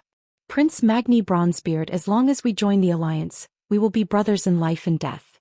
I can promise you that Benedict, the Archbishop of Stormwind, will be willing to lead the priests to our brothers in the alliance to help heal our allies. Chapter 220. The Archbishop of Stormwind. This was a huge bet. Lang had always been known as a wise king. As the dwarf kingdom not far north of Stormwind, Magni obviously trusted Lang more. As for Tarina's, who was full of official words but had no substance, Magni raised his hammer. I represent the Iron Furnace Castle's bronze-bearded dwarves in joining the alliance. Tarina's was not happy with Magni stealing the spotlight, but he would not make things difficult for the dwarves. After all, it was not his Lord Darren that had pledged their support. Then let's vote. The Stormwind Kingdom agrees. Ryan almost rushed to express his opinion. Everyone knew that Stormwind, which had lost its capital, was the most miserable. There was no point in pretending to be in a hurry. It was better to be the leader and promoter. King Dahlin and King Salas spoke at the same time. Cultivation agrees. Stormguard agrees. At this moment, for countries had already agreed. As long as the leader of the Lordaeron kingdom agreed, the alliance would be formed. At this time, the calm King Tarina's raised his hand. Lordaeron agrees. As the strongest human kingdom among the 7 major human kingdoms, the Rotterdam kingdom's approval was expected. Be it out of respect for their status as the leader of the various kingdoms, or as a response to the chaos caused by the orc slaves a few days ago, the Rotterdam kingdom had to join. And with Lord Darren's participation, the remaining Dalajan, Gilness and Alterac, who were slightly hesitant, also joined. At this point, the 7 human kingdoms and the dwarves had all joined. All the kings and princes looked at the lowest-ranking representative in the throne room, Kuel Salas, member of the Silver Moon Council, Dakin. Faced with dozens of burning gazes, the handsome high elven mage raised his long eyebrows, took a sip of the best black tea produced by the Rotterdam kingdom, and then said in a nonchalant tone, "I'm not interested in the matter." After discussion between the Silver Moon Council and His Majesty Anastrian Sunstrider, Kuel Salas will not join this alliance. But as a symbol of our friendship with the humans, we will give you the necessary assistance. Not joining the alliance? Give the necessary aid? Such arrogant and cold words were clearly saying, giving aid to you humans is completely a form of dog food that we're giving you. This time, a few kings stood up angrily and glared at Senator Dakin. To everyone's surprise, it was Magni who opened fire. Hey, Long Ears. Aren't you afraid that those green-skinned creatures will take a big detour to find trouble with you first? At this moment, Duque secretly bared his teeth. Damn, you guessed it. That's right. In history, it was the orcs who had gone around half of the northern continent and went straight to Kuel Salas to find trouble with the High Elves. However, Darkin did not seem to mind at all. As if he had been struck by Duque's 7 deadly sins, he retorted, "The magic of the High Elves isn't something dwarves like you can imagine. Kuel Salas had the perfect magic defense system. You don't have to worry about our safety." With that, Darkin actually stood up, turned around and left. Gone. He really left. This was no longer a slap to the face of the Lordaeron family, this was a slap to the face of the entire alliance of 8. For a moment, a few kings even had the urge to declare war on Kuel Salas. After all, the human kings were not tribal chiefs. They did not become bosses just because they were good at fighting. Their rationality still told them to calm down. However, the group of kings told themselves that if something really happened to those Long Ears, they should just let them die. Duque, who was beside Lang, was a little puzzled. As a transmigrator and a veteran player, he remembered most of the history. Why didn't the High Elves attract so much hatred in his memory? Well, no matter what, the alliance was still established as Duque had imagined. After that, there was nothing for Duque to do. As the mastermind, Duque had temporarily completed his task. The rest of the matters, such as distribution of military supplies, coordination of military operations, and intelligence gathering, had nothing to do with Duque. Naturally, the one who argued with the king was the king. Although Lang really wanted Duque to be by his side to give him ideas, Duque's words choked Lang to death. "I'm sorry, Your Majesty, I still have 1,300 reports and documents to go through. If I continue to stay here, this number will double tomorrow. I don't rule out the possibility that there will be casualties among your citizens and soldiers during the winter due to various reasons not being handled in time. After all, South Shore is near the Alterac Mountains, and the winter here is much colder than in Stormwind City." Lang had no choice but to let Duque go back to the state guest house. Back at the state guest house, Makarov opened the door for Duque. As soon as Duque opened the door, he saw his little maid, Vanessa. Duke had originally wanted to be a bit more corrupt and had Vanessa wear a very modern black and white lace-made outfit.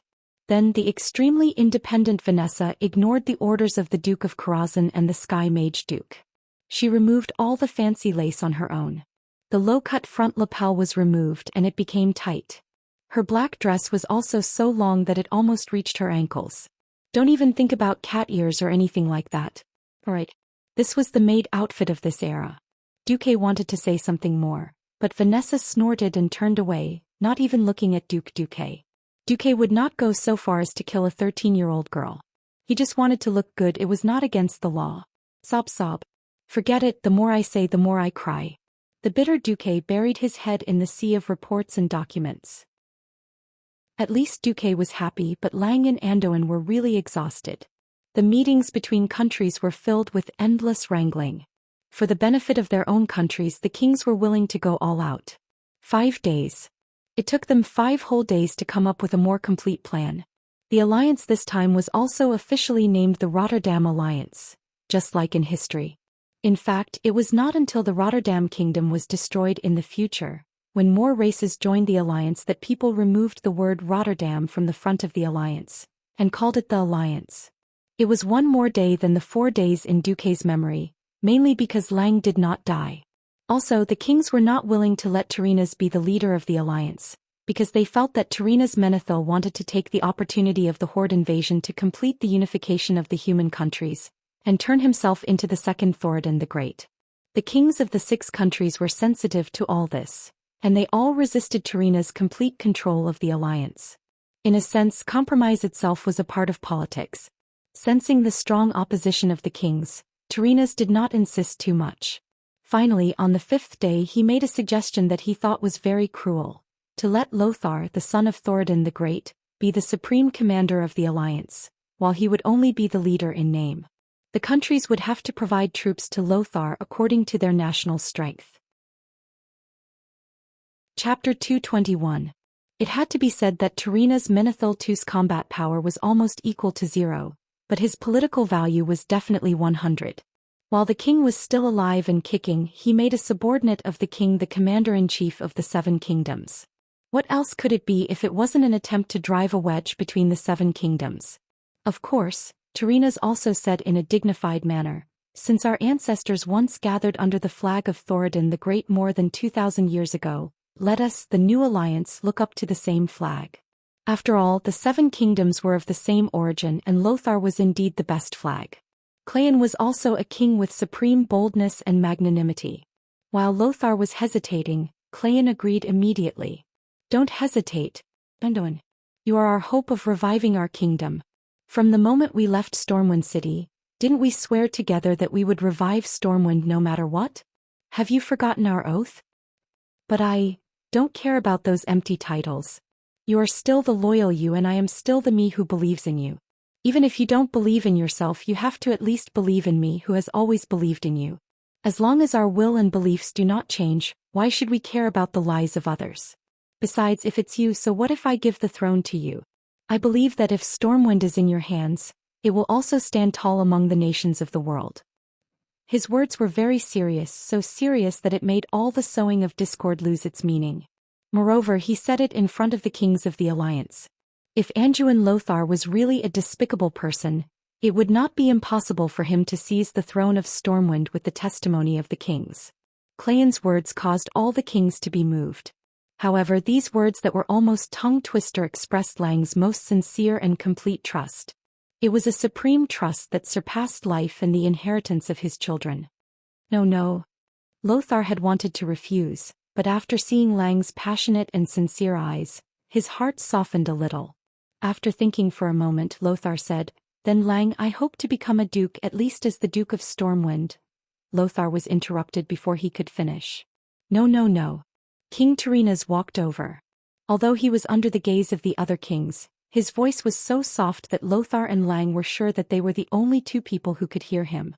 Tyrrhenas explained, Trust me, as a king, a duke of another kingdom and a knight of another kingdom walking around my territory, these are definitely two different mental states. That's right, in the eyes of the kings, knights were insignificant, but dukes were the pillars of the country. Lothar's eyelids twitched. Perhaps you might think that I'm trying to sow discord between you and your subjects, but unfortunately this is the only choice. The ruler of Lordaeron continued to explain in a low voice. Every king wants to deal with their tribe's problems on their own. At the same time, they are very reluctant to see another king enter their territory. Sir Lothar, you are not a king and your position is not high, so they don't think you can gain anything from this. On the other hand, the nobility of your bloodline is enough for them to not think that they will be looked down upon by other kings. After thinking about it again and again, Lothar finally nodded. All right, I accept the position of commander of the alliance. Lothar's voice had always been loud, and his acceptance made many kings heave a sigh of relief. Tyrrhenas raised his head and arms. Then I declare that all disputes in the Lordaeron alliance are over. We will fight side by side just like our ancestors did in the Arathar Empire. After confirming that every king had nodded, Tyrrhenas continued, now the only one who is suitable to lead our army, the one who inherited the bloodline of Thoradin the Great, Sir Anduin Lothar, has agreed. So the kings of the alliance hereby announce that Sir Anduin Lothar, the general of Stormwind City, will be our supreme commander. The armies sent by each of our kingdoms must listen to his orders. Those who disobey will be punished severely in the name of the descendants of Arathar. The last obstacle to forming the alliance was finally cleared. As Tyrrhenas's voice fell, the throne room, which had been noisy for several days, was finally filled with thunderous applause. Perhaps this was the roar of applause because they had a common enemy. Perhaps it was because they had the same bloodline.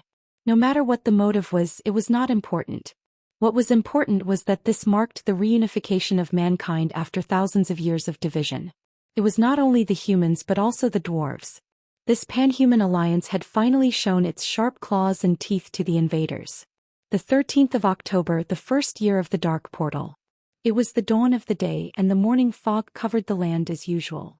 The citizens of Lordaeron, who were still sleepy, stretched and started a new day of activities.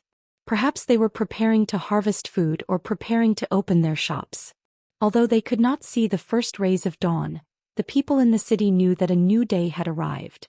The light fog enveloped their beautiful brick and wood houses, and also covered the wide streets of the capital with a thin layer of gauze. Even so, this was still the beautiful Lordaeron that they were familiar with. Everything in their sight, the sounds in their ears and the calm atmosphere of the city, everything was the same as before. But the next moment, as the messenger cavalry shouted along the street, everything was different. They shouted as they galloped. This was a method of spreading news that was only used when there was news of victory. It had been many years since the citizens of Lordaeron had encountered this method. Yes, the last time was when the heir of King Tyrrhenas, Prince Arthas, was born. On this day, every citizen of Lordaeron heard this news. In order to deal with the increasingly rampant orcs, Lordaeron, the 7 human kingdoms and the dwarf kingdom of Cosmodin have formed a pan-human alliance, the Lordaeron Alliance. The leader of the alliance will be King Tyrrhenas Menethil II of Lordaeron. The supreme commander of the alliance will be the direct descendant of Thoradin the Great, the noble Sir Anduin Lothar. All allies must send troops, money and manpower for Lothar to use. The most revered Archbishop of the Holy Light, Alonso Sfail, announces that the Lordaeron Alliance is the representative of justice. The Church of Holy Light will join the alliance in the form of a church, and give every soldier of the alliance the blessing of the Holy Light and supreme courage. Within 3 days this news spread like it had wings, and the entire world of humans and dwarves was excited. Chapter 222. In fact, many things happened on the 12th of October. Firstly, Lothar's military rank was set as the Grand Marshal of the Alliance. In order to show respect to the descendants of Thoradin the Great, the kings who joined the Alliance army were all admirals. Hence, there were the magical military ranks such as Admiral Lang Rin and Admiral Dalen Proudmoore. Since Duque controlled over 100 warships and 7,000 private soldiers from the previous Bloodsail fleet, he had 2 military ranks, Vice Admiral of the Alliance Navy and Brigadier General of the Army.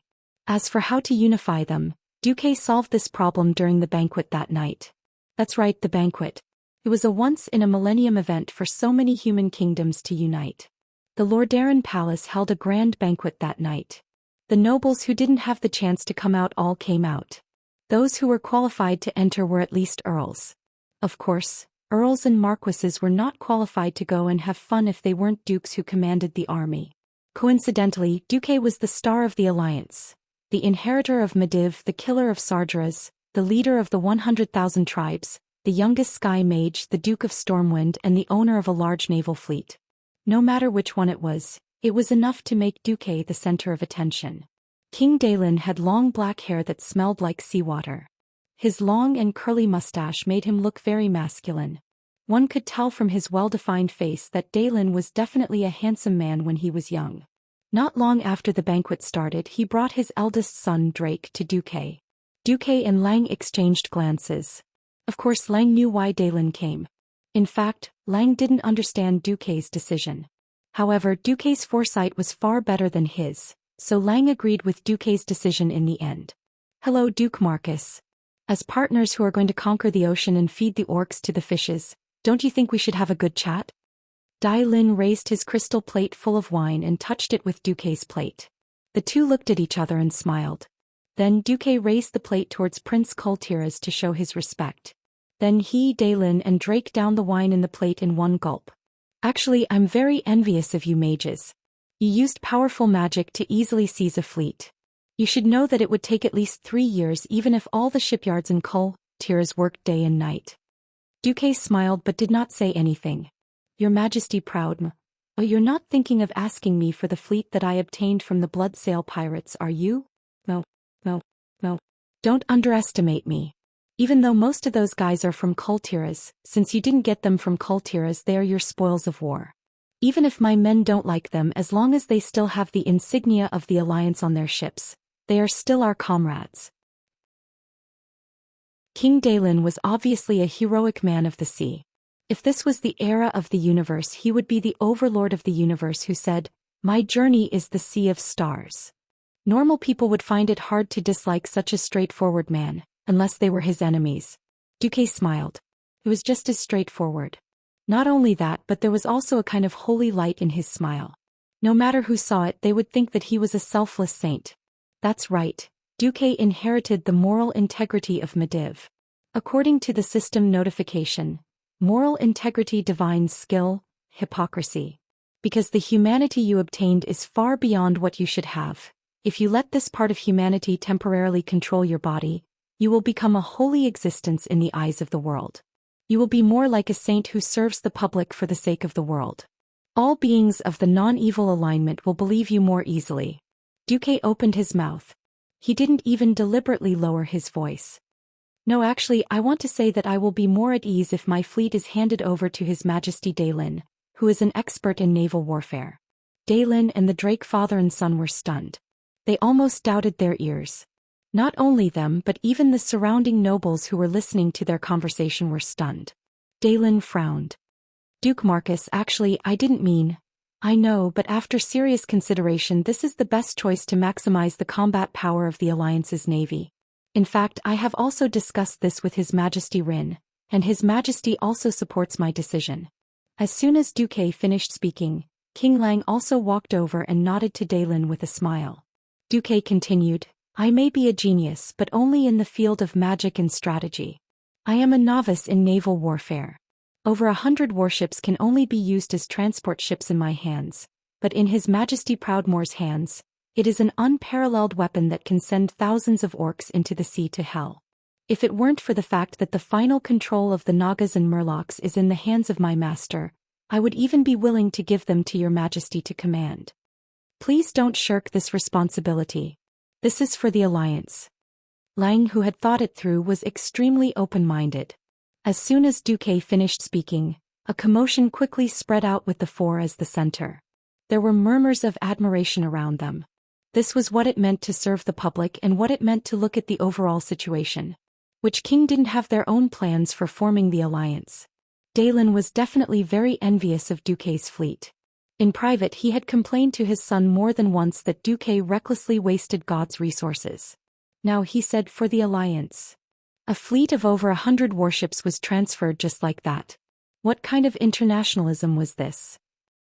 After all, if Daylin was sinister enough, he could completely wipe out Stormwind's hard-to-come-by assets. With Duque being so magnanimous, Daylin's small complaints had long since flown out of the atmosphere. Daylin raised the wine plate that the waiter had filled for him and said loudly, "Did everyone hear that? Lieutenant General Marcus is willing to transfer all the warships to me, Daylin Proudmoore for the alliance." Yes. The aristocrats said in unison. Since His Excellency Marcus is willing to make such concessions for the alliance, then I, Daylin, cannot fall behind. I, Daylin, hereby swear in the name of Thoradin the Great's collateral descendants that I will not mistreat the fleet that His Excellency Marcus gave me. Even if Kurtira's first fleet is wiped out, I will not let His Excellency Marcus' fleet be wiped out. The uproar spread like ripples and quickly spread throughout the banquet hall. Everyone applauded. They praised Duque and Lang for their magnanimity. What the alliance feared the most was that the kings would be secretive and unwilling to send out their main force. In the end, Lothar was likely to become a lone commander. Now it was clear that Duque had made a good start. With Duque taking the lead, presumably the other kings would be too embarrassed to send out their ugly second-line troops. Chapter 223. When Duque announced that he would be donating 1,000,000 Arathar gold coins on behalf of Stormwind, the entire banquet hall was in an uproar. Perhaps one could say that Duque was putting on a show, but it was still a show. When Makarov brought his men to the plaza outside the banquet hall and opened the chests to show everyone the shiny gold coins, the entire hall was left with nothing but awe and admiration. Duque did not give the money to anyone else, but to the Archbishop of the Church of Holy Light, Alonso's Fail. A long time ago in the Dalajan, a Lordaeran missionary threw a copper coin into the fountain and made a wish. I hope that one day I can spread the way of the holy light to every commoner, and teach them the meaning of the three virtues. This missionary was the Archbishop of the Holy Light, Alonso's Fail. His footsteps covered every city on the continent, and his name as the Saint of Mercy had long been recognized by the entire continent. It was no exaggeration to say that he was the synonym of justice and holiness in this era. Duque said sincerely, "I believe that the Archbishop will distribute the funds fairly." Every king was willing to believe in Alonso's character. All of a sudden, the losses caused by the invasion of the Horde did not seem to be too painful. What did 1,000,000 gold coins mean? Among the 7 kingdoms, this was already the annual income of a mid-tier kingdom. For example, a small mountainous kingdom like Alterac only had a few 100,000 gold coins in their treasury. Of course, this had to do with the fact that the king's territories were poor, while the Bear family was extremely rich. The only ones who could easily take out 1,000,000 gold coins were Kurtiras, who traveled all over the world as a merchant, the inhumane mage kingdom of Dalaran and the Rotterdam kingdom, which had the most fertile and rich land. Now, Duque's act of sending money after the fleet was like adding fuel to the fire. All of a sudden, the pretentious souls of the kings were awakened. Kurtiras 2,000,000. King Dallin, who had just received the benefits, raised 2 fingers. The Dalajan speaker, the old man who read Tycoon and wrote Antonidas, smiled and raised 3 fingers. Since the small countries below were acting tough, the king of Lordaeran, who considered himself to be the #1 fighter in the world of acting tough, raised his palm. Hiss. After the nobles gasped, they naturally burst into thunderous applause. An astronomical figure of 11,000,000 gold coins. Just thinking about it made his whole body tremble. But if you thought about it, you would know that Tyrrhena's was very smart. It was because the Rotterdam kingdom would definitely send out the most troops. If nothing went wrong, he would be the one who would suffer the most losses. In fact, it was very likely that the money would end up in the hands of the Rotterdam kingdom. But it didn't matter, the effect had been achieved. Originally, during the meeting, they hadn't decided how many troops each clan would send. As the commander of the alliance, Lothar had to discuss these matters one by one. This was the public relations of the banquet. Lothar didn't expect Duque to put on such a good show, which greatly lightened his workload. Archbishop Alonso struck while the iron was hot. For the future of mankind, for the future of this world, it's a good thing that the countries have the money to contribute and send their troops, isn't it? Of course, as the leader of the alliance, I announce that the first batch of troops from the Rotterdam kingdom will be led by Duke Alexandros Mograine, and his deputy will be General Abendis. The first batch of troops will be 100,000. 100,000 troops. How bold was that? It was definitely the most exaggerated standing military force among the kingdoms that had yet to enter a full state of war. One had to know that Stormwind City, which originally had 20,000 to 30,000 regular troops, now had 50,000 elite troops. Of course, the war potential of the Rotterdam kingdom was far more than that. The other kings who couldn't afford it were embarrassed. King Silas of Stormguard said loudly, "The earthy highlands don't need any knights for the time being. Chief Commander Lothar, you will see the Highland Knights of the Torrential Fortress within a week." King Xian of Gilneas said in a low voice, "You will see the 1st, 2nd and 3rd Infantry Regiments of Gilneas." At this time King Eden of Alterac, who had always been experienced and tactful, couldn't keep his face any longer. "The Eagle Knights of the Alterac royal family will be under your command within a week. Chief Commander Lothar." Knights and cavalry were two different concepts. Even though they were both riding horses, knights were much more superior than cavalry. Every knight had to start as a poor knight candidate. They were usually servants who followed official knights to learn horsemanship, combat, etiquette and other knowledge. Then they had to prepare a war horse and a set of armor. Don't underestimate a set of armor. A qualified knight's armor, unless it was passed down from generation to generation, was not something that ordinary people could afford even if they worked hard for a lifetime. If it was before Duque's transmigration, it would be equivalent to preparing 1 million RMB. Note that this was only the price of the armor, not the horse. Not just any horse could be used as a war horse.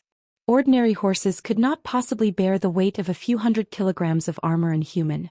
It was not cheap for a warhorse to bear such a weight and charge at high speed.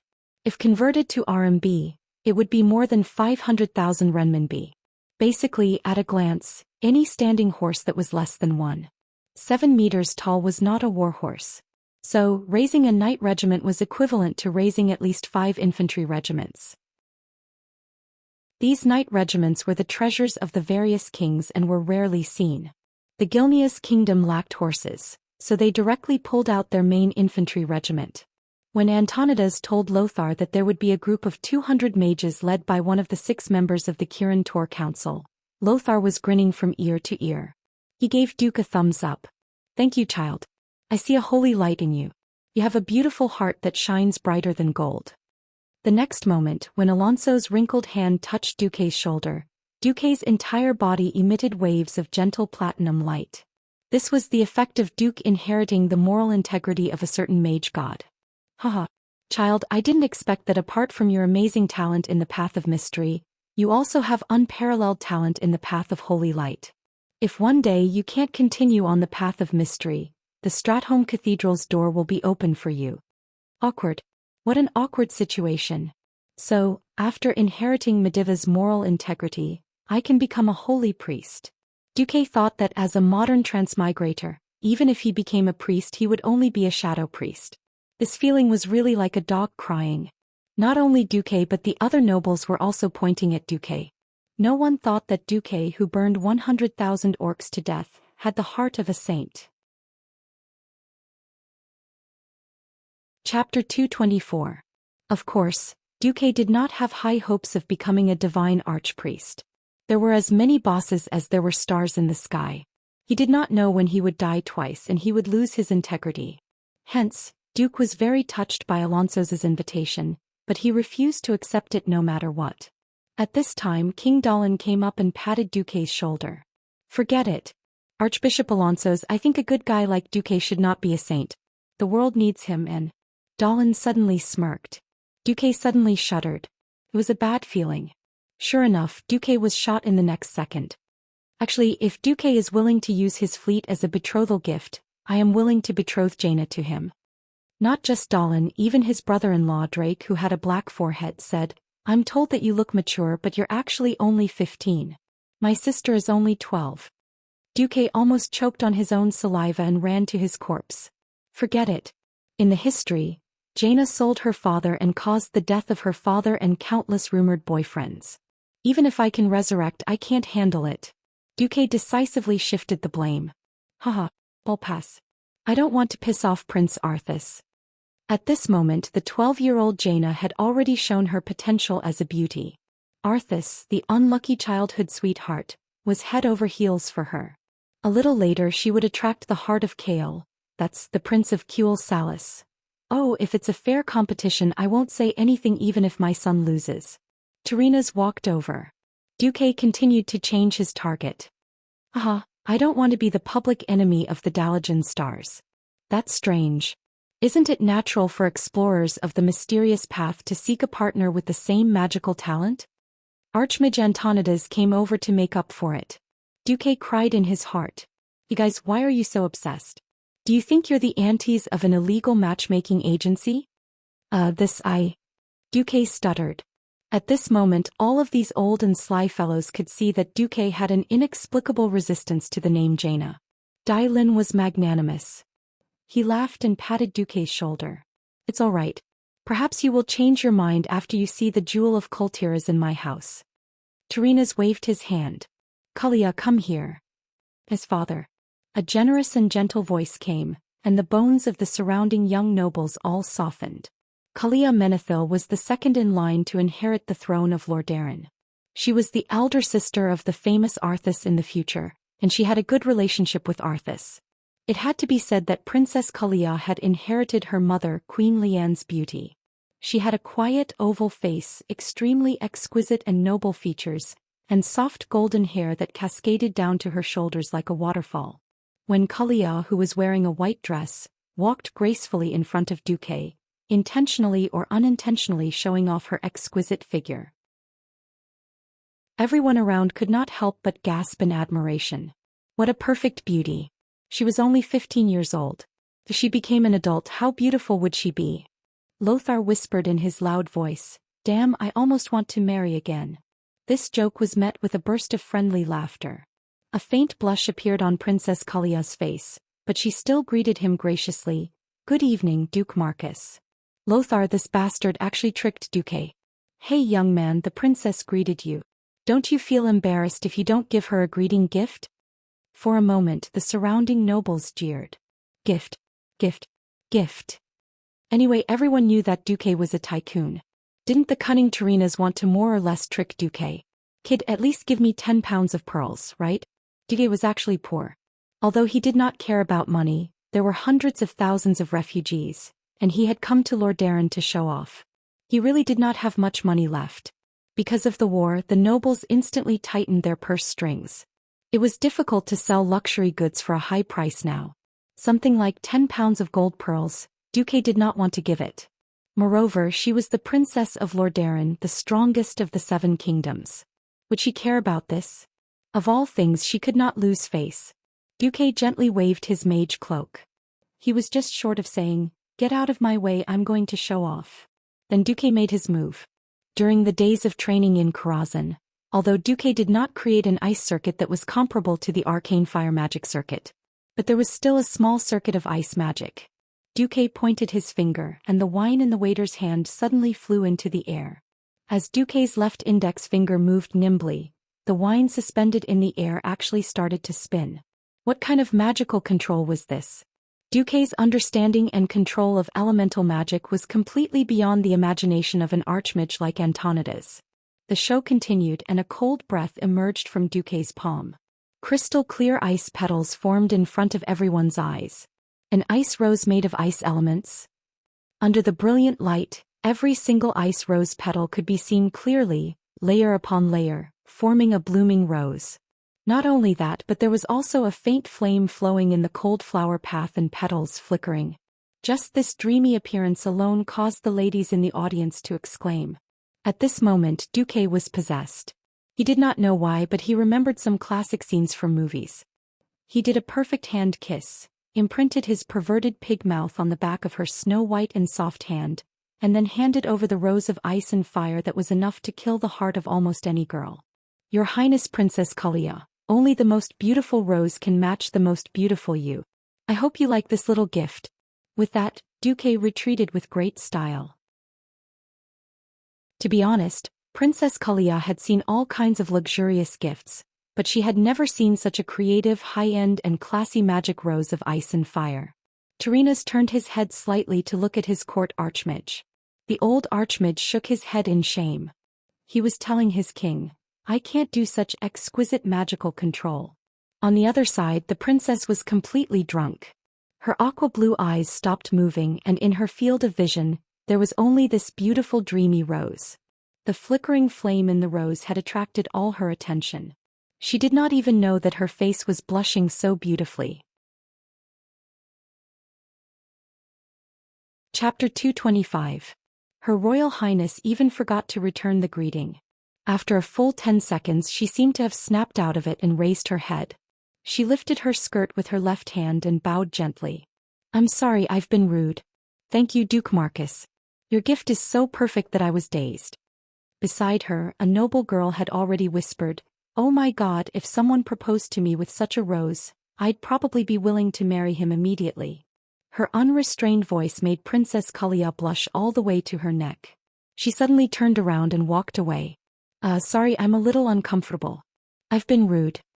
The nobles who were left on the ground were all shocked. How is this uncomfortable? It's clearly the most dazzling pearl of the Rotterdam Kingdom. Her Royal Highness is tempted? At this moment all the big shots present felt a jolt in their hearts. The situation seemed to be a little subtle. No king was a fool. Everyone could tell that although Stormwind was defeated, it was still victorious. They could still maintain their vitality under such a great disparity between the enemy and their allies. Lothar was very outstanding, but his excellence was still within the scope of human imagination. Duque was different. Not only was he ridiculously young, he also lacked courage, wisdom, strategy and strength. He fought the demon king Sardras, set fire to the orcs and saved 50,000 elites with an ice ship. If all of that was just limited to rumors, the establishment of the alliance after Duque came to the Rotterdam Kingdom was really seen by all the big shots.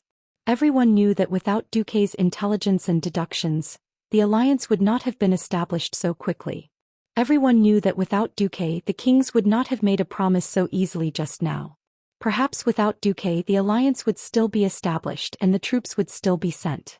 However, with Duque the process would be accelerated by who knew how many times. Which one was the most anxious now? Of course, it was Stormwind who had lost their territory. Without Duque's operation, Stormwind would only be left with a group of refugees and defeated generals. Even if the refugees survived, they would only be absorbed by the countries in the northern continent. They would become expendable in the war. The destruction of Stormwind was equivalent to a disguised war bonus for the other countries. Stormwind, on the other hand, would only be an empty shell. It would be controlled by the various countries. How could it be as free as Lothar was now? Even if the other 7 countries all retreated, Lothar still had 50,000 elite soldiers to fight one last time. This was the confidence of one's family. In the eyes of other kings, Stormwind, who had lost his territory, was full of treasures. And Duque was obviously a gem among them. King Tyrrhenus stroked his long beard. He suddenly felt that Duque and Kalia's union was not a bad choice. King Tyrrhenus said, "Duke Marcus, the royal family of Lordaeron is having a small banquet tomorrow night. Are you free?" Facing the king of Lordaeron's gaze, Duque shivered slightly. "Did I act too tough just now?" Sorry, I have to deal with more than 800 documents every day. I've accumulated a lot these days." Duque seemed to be very busy. Who knew that Tyrrhenus's eyes suddenly lit up? Not only him but the other kings also stared at Duque like hungry wolves. Duque knew that he had misspoken again. Stormwind is really lucky. My 12 cabinet ministers might not even be able to deal with 800 documents in a month. Tyrrhenus seemed to have found another reason to rope in Duque. Duque's mind was filled with curses. Yes. In terms of magic and strategy he was starting to mature. But whether it was in his previous life or this life, his political sensitivity was zero. Duque decided to play dumb. After some small talk, Duque was dragged away by Lang. On a balcony the door was closed, blocking out the noise of the banquet. At this moment the king, who had always been wise most of the time, seemed a little lonely. "Duque, actually I want to say I'm very grateful to you. Without your arrangements I would have died a long time ago. Most of the soldiers and civilians of Stormwind also died in the city. I wouldn't have formed an alliance today." "Ugh, your majesty, wait, let me finish. You are a very talented person. To be honest, I always thought that I could give you everything you want, but it turns out that I was wrong. Stormwind is too weak. If you think that joining another kingdom is a better choice, I will give you my blessings. Wait. Your Majesty. Wait. Are you mistaken about something? I've never thought of leaving the Stormwind Kingdom. Duke, who felt that something was amiss, quickly interrupted Ryan. But that was an invitation from the strongest nation in the sea, Courtiers, and the strongest nation, Lordaeron? In Lang's eyes, Stormwind was now a broken ship. What kind of joke is this? I just boarded the best ship, and now the captain is asking me to jump ship? Only Duque knew that after a period of time, the 7 human kingdoms, except for Stormwind, were all destroyed or crippled. Duque couldn't calm down at all. He knelt on one knee. Although I wasn't born in Stormwind, I like Stormwind. Here, there is your Majesty who trusts me, and there is a commander who is willing to cooperate with me. Here I can use my strengths. Your Majesty, if you still don't believe me, you should at least believe in your deceased good friend, Mediv. Mediv. Suddenly hearing his good friend's name, Lang was in a daze. Yes. You can see Karazhan as a legacy or you can see it as a deal. Mediv gave me Karazhan, gave me a direct passage to the supreme throne in the mysterious world. As the price, I am willing, and I am also obliged to protect Stormwind. So, Your Majesty, don't think too much. Even if I marry a noble lady, there will only be one more Duchess of Karazhan, and not one more Prince of some kingdom. Hearing this, Lang was finally relieved. At this time, Lothar came over with Archbishop Fail. Lothar quietly opened the glass lattice door of the balcony, and Duque went to open it. Archbishop Alonsos has something to say to us. Alonsos walked over and smiled. I won't take up too much of your time, but I think what I'm doing will be of great help to you and the entire alliance. First of all, Stormwind is righteous. The Church of Holy Light will not only provide support to the alliance, but after defeating the orcs, the Church will also start collecting donations from the believers to support the reconstruction of Stormwind. This sentence carried a lot of weight. Lang's Stormwind had almost lost its source of funds, and every bit of support was precious. Thank you, Father. Lang bowed slightly. The second thing, and the most important thing, is that I found a new way to use the Holy Light. It's an important way to use it. Chapter 226. It's here. It's here. It's really here. When Archbishop Fao said that, Duque's heart almost jumped out of his chest. He had had enough of the ferocious people in the tribe. Any one of them would make him have no choice but to let Lothar go. Think about this terrible dialogue. I have General Pan, oh, it's Rohrhellscream. I let Lothar go. I have the sword Sage Samuro. I still let Lothar go. I have the Hammer of Destruction. I can only let Lothar go. What the hell is that? It's embarrassing just thinking about it. Do you think there's no one in the Grand Alliance? Duque really wanted to find a chance to make use of the flexibility of the mages to bully the tribal chiefs. However, Duque was clear that the demigod warlock Ghoul, Dan in the tribe had definitely awakened. Not only Ghoul, Dan but the remaining warlocks were all strong enemies.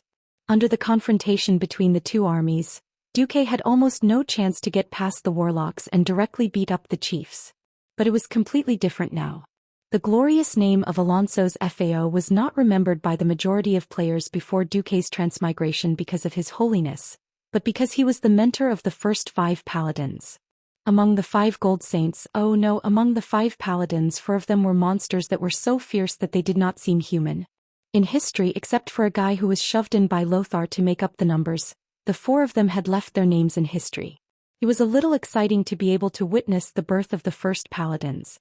Duque, Lang and Andoin all pricked up their ears. Do you remember the conversation we had after you came to the Rotterdam? Fao paced in front of them. I remember. It was about the destruction of the Northshire Abbey. At this point Fao's gaze dimmed. I have to admit I was very depressed. If I could find a way for the monks to survive this sudden outbreak of war, I would not have been able to do so. Perhaps the bearers of holy light would not have suffered such a heavy loss. Noxus nodded and sighed.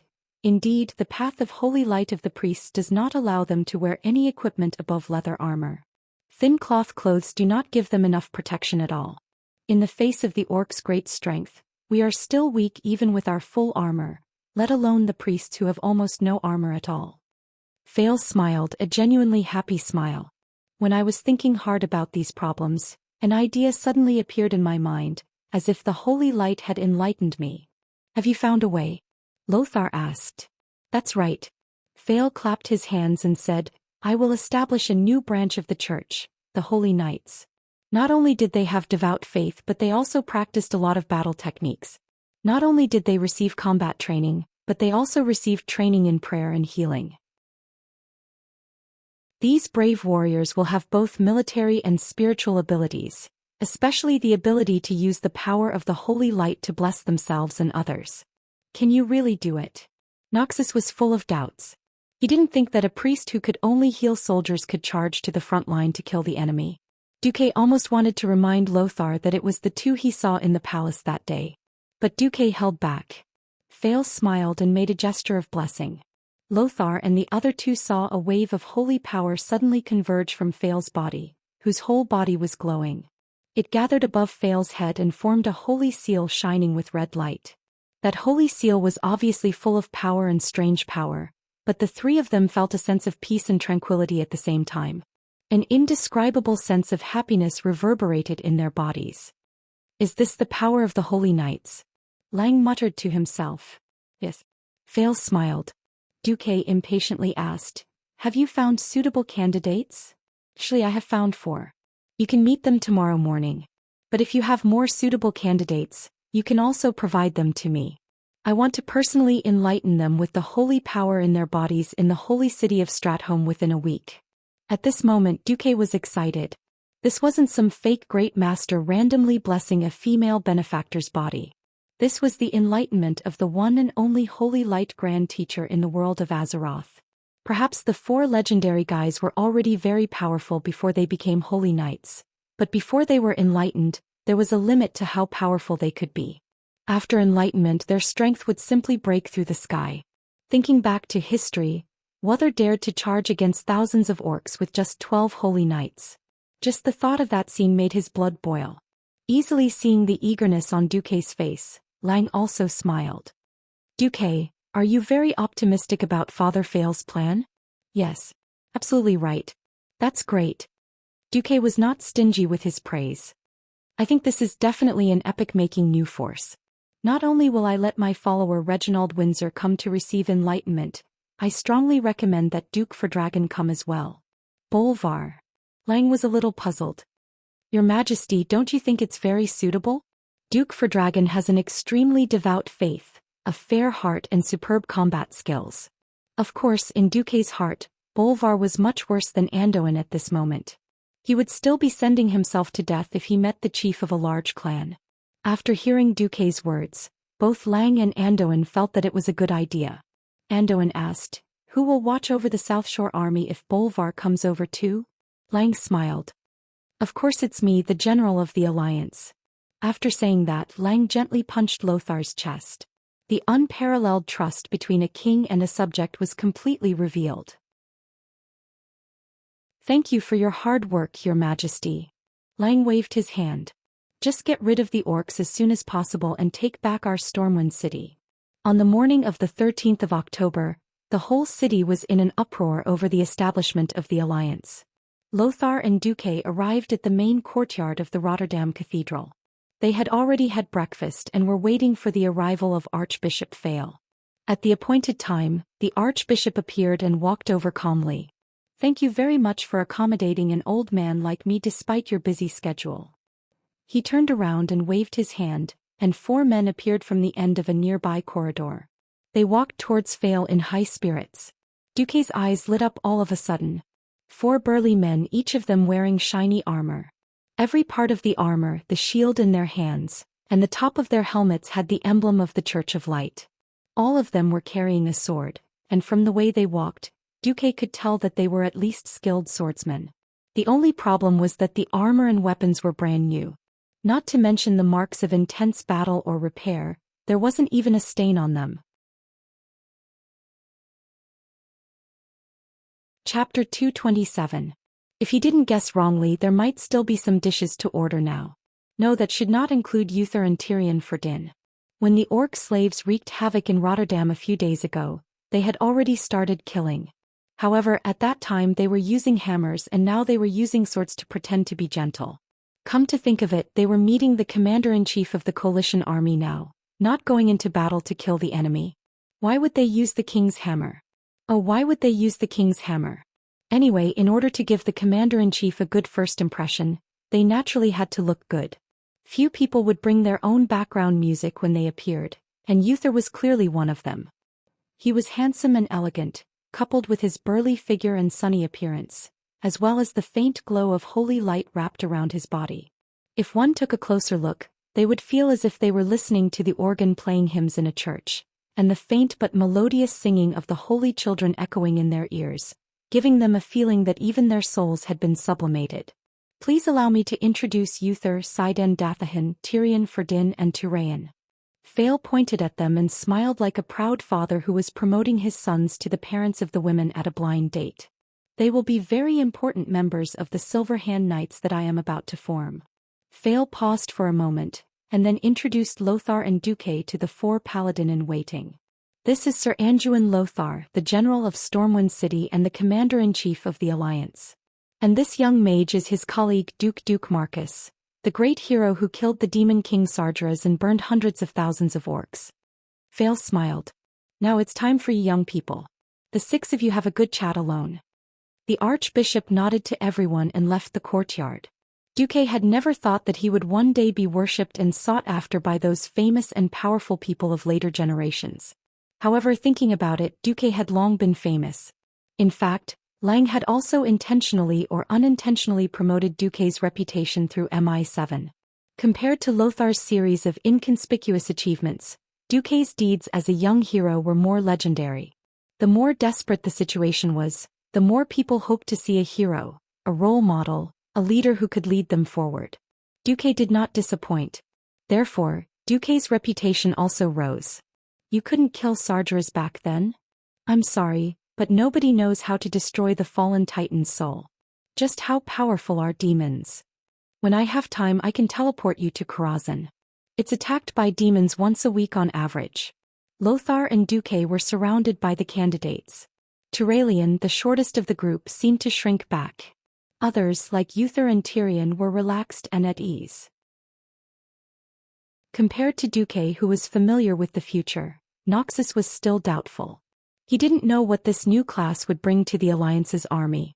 When Lothar was thinking about how to give them hope without dampening their enthusiasm, as well as how to make arrangements for them, Uther broke the silence.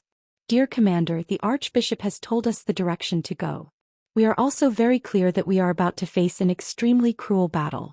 We will listen to all your orders and we will fight for the people and die for the people. You can order us whenever you feel it is necessary.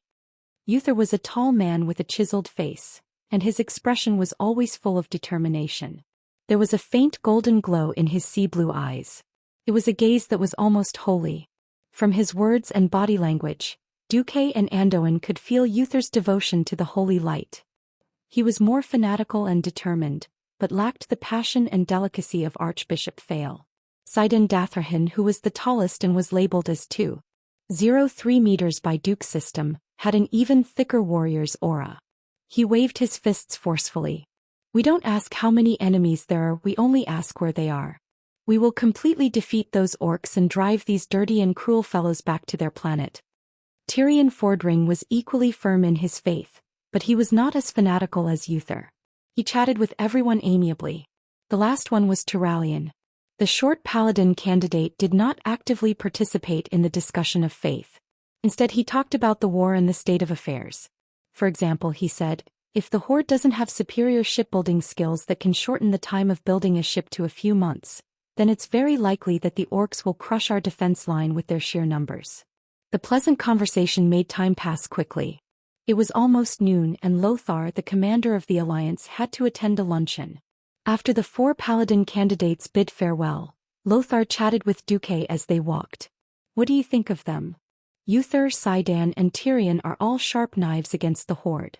Turayan is more rational and his faith may not be strong enough. But he is definitely a talented commander. I'm not targeting their personalities. Lothar frowned and sighed. It's not that I doubt my old friend Alonso's, but I really doubt how useful they are. Why is that? Duque raised his eyebrows. Lothar seemed to be thinking about how to phrase his words, even though he did not think that Duque was the kind of person who would blabber. After a while he said, "There is too little time. They seriously lack the time to prepare. Do you remember what you said? When Stormguard blocks the northern path of the Solder Bridge, then it is estimated that the tribe will arrive in the northern continent within a month or even less." Yes. So what? Didn't you see their performance of killing the orcs in the palace a while ago? Perhaps they are very powerful warriors, but none of them have experienced war as so-called paladins. Of course, I do not doubt their combat ability. But we are not short of warriors. This was what troubled me the most. I had to command a group of professionals who had never appeared in this world before, rookies who had never experienced the test of battle before. Fail wants them to play a role as the core. This is the core. Do you want me to appoint a few rookies as the deputy commander of the alliance? Duque smacked his lips. Oh, that is indeed the case in history. I do not know why the kings would agree to appoint Zhou Xian, who has no combat experience and is not a prince or a duke, as the deputy commander of the alliance. When they arrived at the luncheon, King Terena's words made Duke feel like he was on the outside and on the inside. Duke Marcus, the 7 kings have unanimously elected you as the deputy commander of the alliance. Pfft.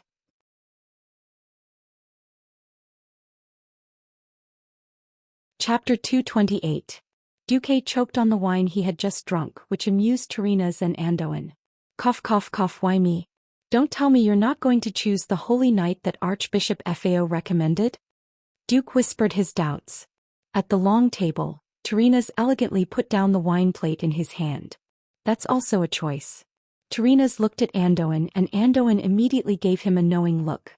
Andoin continued, I think it is similar to me being elected as the commander of the alliance. If it were not for you, Duque, perhaps the kings of the 7 kingdoms would choose a paladin recommended by Archbishop Fao, who is more neutral. King Terenas continued, the dwarves only need support. After receiving sufficient support, the dwarves will not have any mobility in a short period of time. But the kings of the 7 kingdoms are different. They have to consider who is more reliable to hand over their troops to. Not to mention that the 7 kingdoms have handed over their elite troops this time. We trust Sir Lothar, but there are times when we need to divide our forces. In fact, it is not easy to find a candidate who is strategic, decisive and fair enough to be accepted by the kingdoms.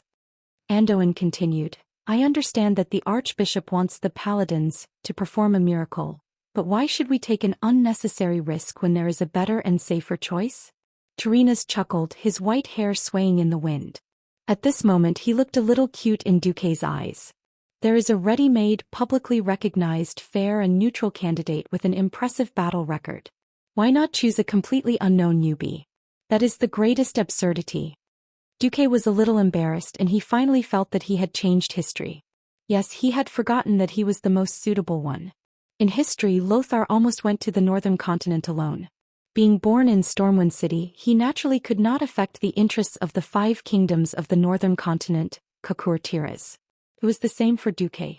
The root of Duque's interests was in the southern continent, and Duque's series of successes such as the command of the fleet had successfully conquered the various kings, which was why Duque had risen to power. Zhou Xian, who had ascended to the top in a single bound, also ascended to the top in the following discussion with Lothar. Unfortunately, halfway through his ascension, Zhou Xian continued to be Lothar's assistant. However, he was only an adjutant in the army, not the deputy commander of the alliance, let alone independent military power. In the eyes of King Menethil and Lothar, Bishop Fao wouldn't be dissatisfied with such a high position even though they hadn't seen the so-called Holy Knight yet. This was all for the sake of the Archbishop. After all, a paladin was a combat profession, not some strategist college or military academy. I'm sorry, Turalian. Duque smiled bitterly in his heart. After that, they talked a lot during the lunch. Terenas talked about forming the Silver Hand Knights with the paladins as the core. This was not a short-term matter. First, it would take at least a month to recruit people from Rotterdam and even the entire northern continent. Then they would train, reorganize and carry out their beliefs. All of these would add up to at least 3 months to form a combat force. Meanwhile, the horde's attack across the sea was imminent. After the lunch, during the afternoon military meeting, the hastily built grassroots troop gathered together. The main military ranks of the people present were Commander-in-Chief Andoan, Deputy Commander-in-Chief Duque, Admiral Dao Lin, Vice Admiral Mograine, and Rear Admiral Abendis. Of course, the main reason was that most of the kings had rushed back to their countries to mobilize their troops, and the King of Rotterdam was not good at military affairs. The kings also had a private agreement to prohibit Turinas from commanding the army. Dao Lin was a king, but he played the role of admiral in the alliance's navy well, showing his respect for Lothar. The current situation is that my fast reconnaissance ship discovered that the Horde has built a large number of small and medium-sized transport ships, but not a single ship that is comparable to our destroyer. A large-scale sea crossing without any cover? Lothar's head hurt. This is not common sense. That's common sense. Duque calmly reminded. If it were a normal human, it would be impossible for them to climb over the cliffs on the east and north side of Stormwind City to attack the two low walls of Stormwind City. In fact, the Horde did it and Stormwind City fell because of it. No one refuted Duque. Lothar looked up. Who has a more reasonable inference? Duque glanced at Admiral Dao Lin and pointed to South Shore in the middle of the huge map. If I don't have good shipbuilding skills or enough time to build a large number of battleships to resist the enemy, but I have enough troops, I will use a large number of transport ships to drown the enemy. Dao Lin looked at Duque unhappily. I want to remind you, Deputy Commander-in-Chief, that the first fleet of courtiers has arrived at the dock of South Shore, and the second and third fleets will arrive in 5 days. The storm fleet that Your Excellency passed the command to me is also waiting for orders in South Shore. What he meant was not to underestimate the dominance of courtiers in the field of naval warfare. Very good confidence, Admiral. May I ask how many battleships the 4 fleets have in total? 12 reconnaissance ships, 312 destroyers, 89 cruisers and 18 large battleships. Admiral Dao Lin puffed out his chest proudly. If the Horde comes with these moving target ships, the courtiers' navy can destroy them all on the sea. Very good number. But what if the Horde comes with more than 10,000 transport ships? 20,000? 30,000? What if the number of enemy ships is far more than the total number of cannons of your army? Duque continued to ask. Dao Lin's expression finally changed. This is not possible, right? Duque pulled out a 3D video. It was a clip of the Horde's laborers sacrificing themselves to attack Stormwind City. Do you see? These are the Horde's laborers. These laborers have no value in the eyes of the orcs, and they will be used as cannon fodder. There are more than 500,000 known Horde warriors, and this does not include these laborers. If I hold this card, I'll build 20,000 transport ships. The first 5,000 will be the lowest number of laborers to maintain the ship's voyage. I'll even use the ships to exhaust the humans' ammunition. When your ship's cannons are about to explode, my official army will arrive. The generals were all numb. Lothar took a deep breath. What good idea do you have? Duque smiled. Please allow me to introduce the South Shore Defense Line.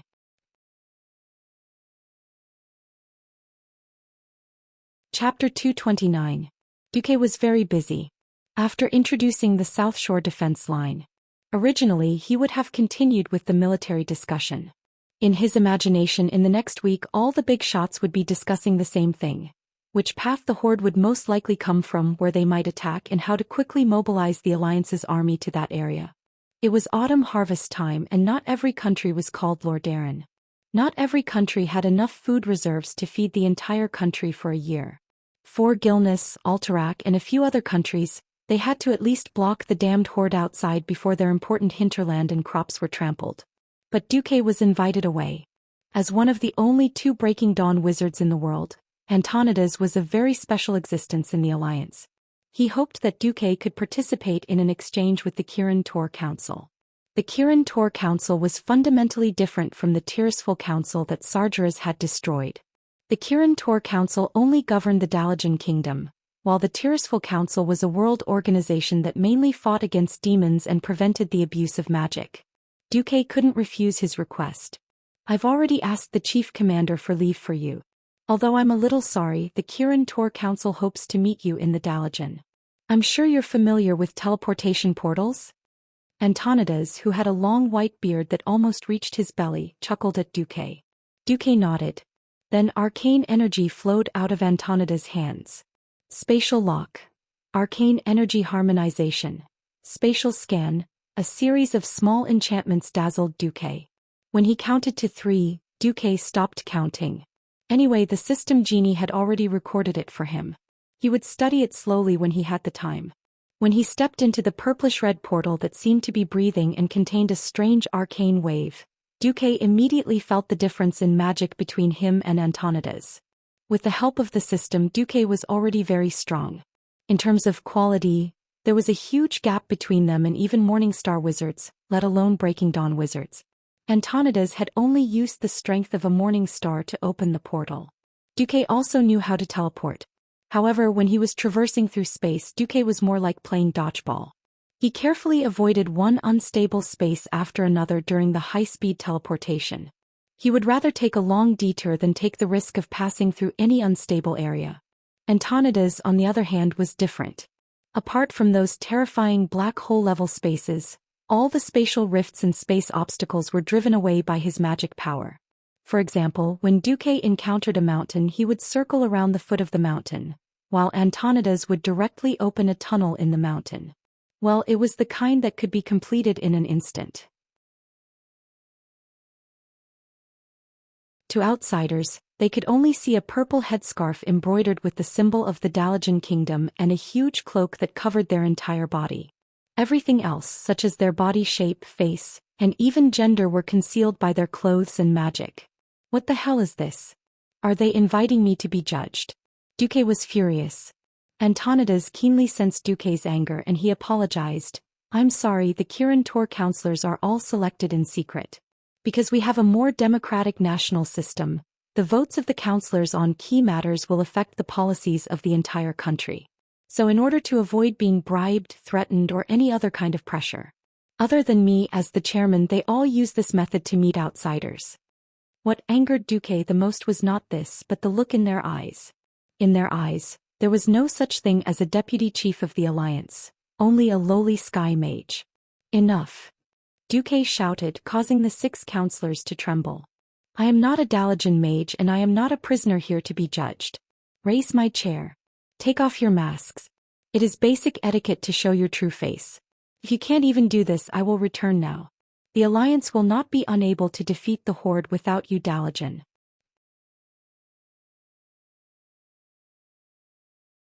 Chapter 230.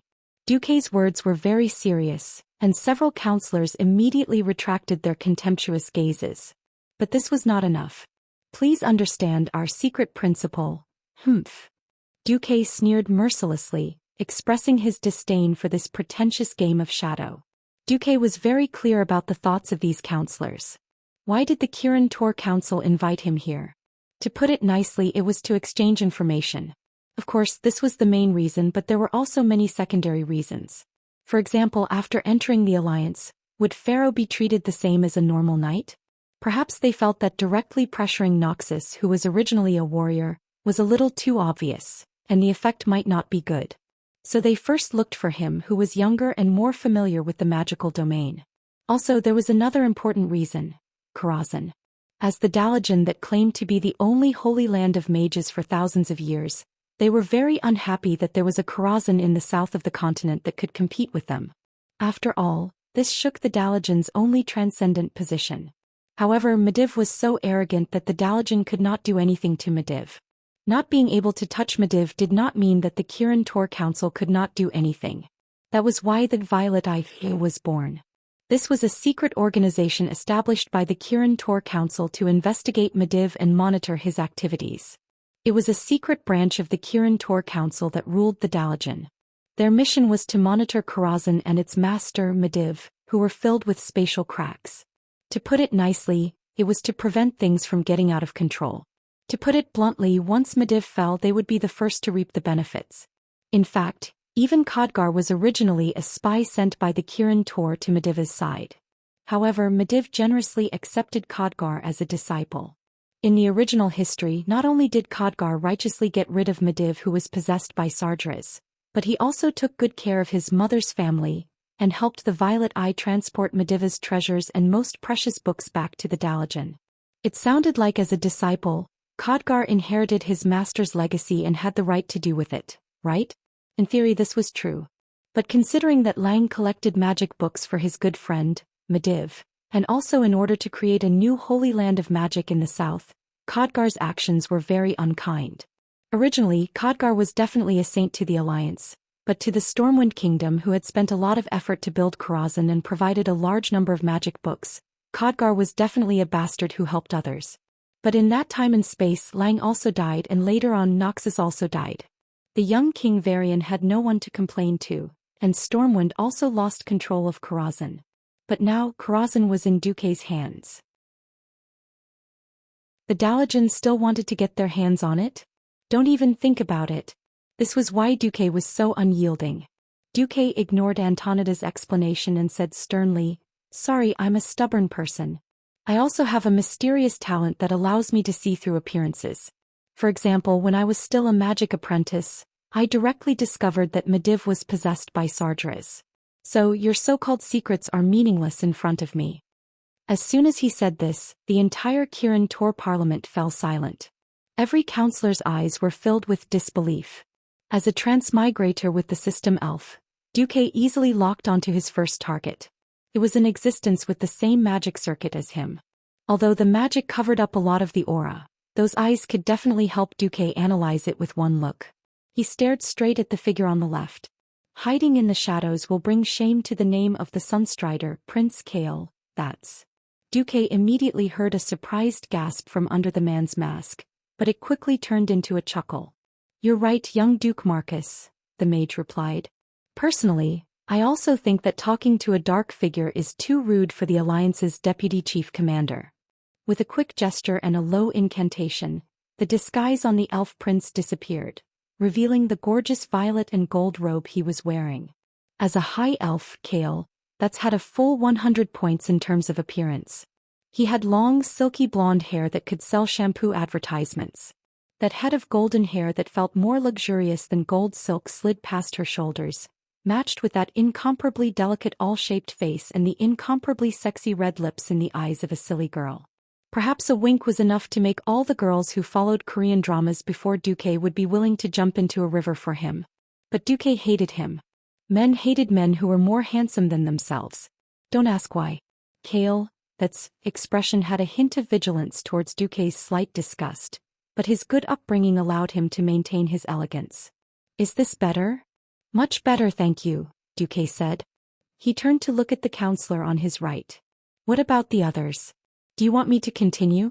Lord Krasis? Or Lord Kel Thazad, who is right behind me?" As a red dragon, Krasis and Kel Thazad, who had a unique smell of the undead, were easier to distinguish than a lighthouse in the dark with the help of the system elf. 4 of the 6 counselors had revealed themselves, and the remaining 2 had no reason to hide. The counselors of the Kirin Tor Tower all thought so, and they all removed their concealment methods. They didn't know that Duque didn't know the remaining 2 counselors at all. Duque wasn't in the Dalajan, so who would know who the 2 counselors that weren't even recorded in history books were? In fact, he wouldn't even know if he saw them. After being slapped in the face by Duque, Antonidas waved his hand, and the surrounding landscape immediately changed. It became a rectangular table that was commonly seen among nobles. "Please sit." Antonidas took the lead and sat on an invisible chair. The 6 counselors sat on one side and Duque sat on the other. Since their positions were equal, Duque didn't make things difficult for them. He exchanged information about the tribe with the Dalajan as equals. "You said that the orc planet is Draenor? Through the dark portal they connect the 2 worlds? That's terrible. If there's a chance we must destroy the dark portal." "What?" "The warlocks of the tribe all use the forbidden power of the demons. They can absorb human life and they can also resurrect people and turn them into immortals. This is really annoying news. We will study how to deal with it." After a series of exchanges, Duque was sent away by Antonidas. Chapter 231. After Duque left, the 6 counselors returned to their original 6-man council. "What do you think? The authenticity of the information is quite high, and it matches what we have gathered. It is obvious that Duke Marcus wants to cooperate with us sincerely. The problem is that he is very wary of us Dalajan and even slightly hostile. Maybe he knows Khadgar's identity. Sigh. Put the matter of Karazhan aside for later. Right now, the group of orcs who are trying to destroy the entire human race and all other intelligent life on the planet is the biggest problem. I suggest that we form an additional group of mages to participate in the attack on the horde. This requires an additional counselor to lead. Agreed. Agreed. 3 voices said at the same time, agreed. That means we have a unanimous vote. Alright, who's going? Sorry, my identity is a little sensitive and my father has not approved it yet. Kill, that was a little embarrassed. It's okay, I'll go. The one who spoke was Karasis. Together with Cal Thazad, these 2 high-ranked mages with strange fates officially participated in the second battle of the Dark Portal. After Duque returned to Lordaeron, he received news that the Dalajan was willing to send an additional group of mages to help, and it was an additional Kirin Tor leading the team. There were no additional requests.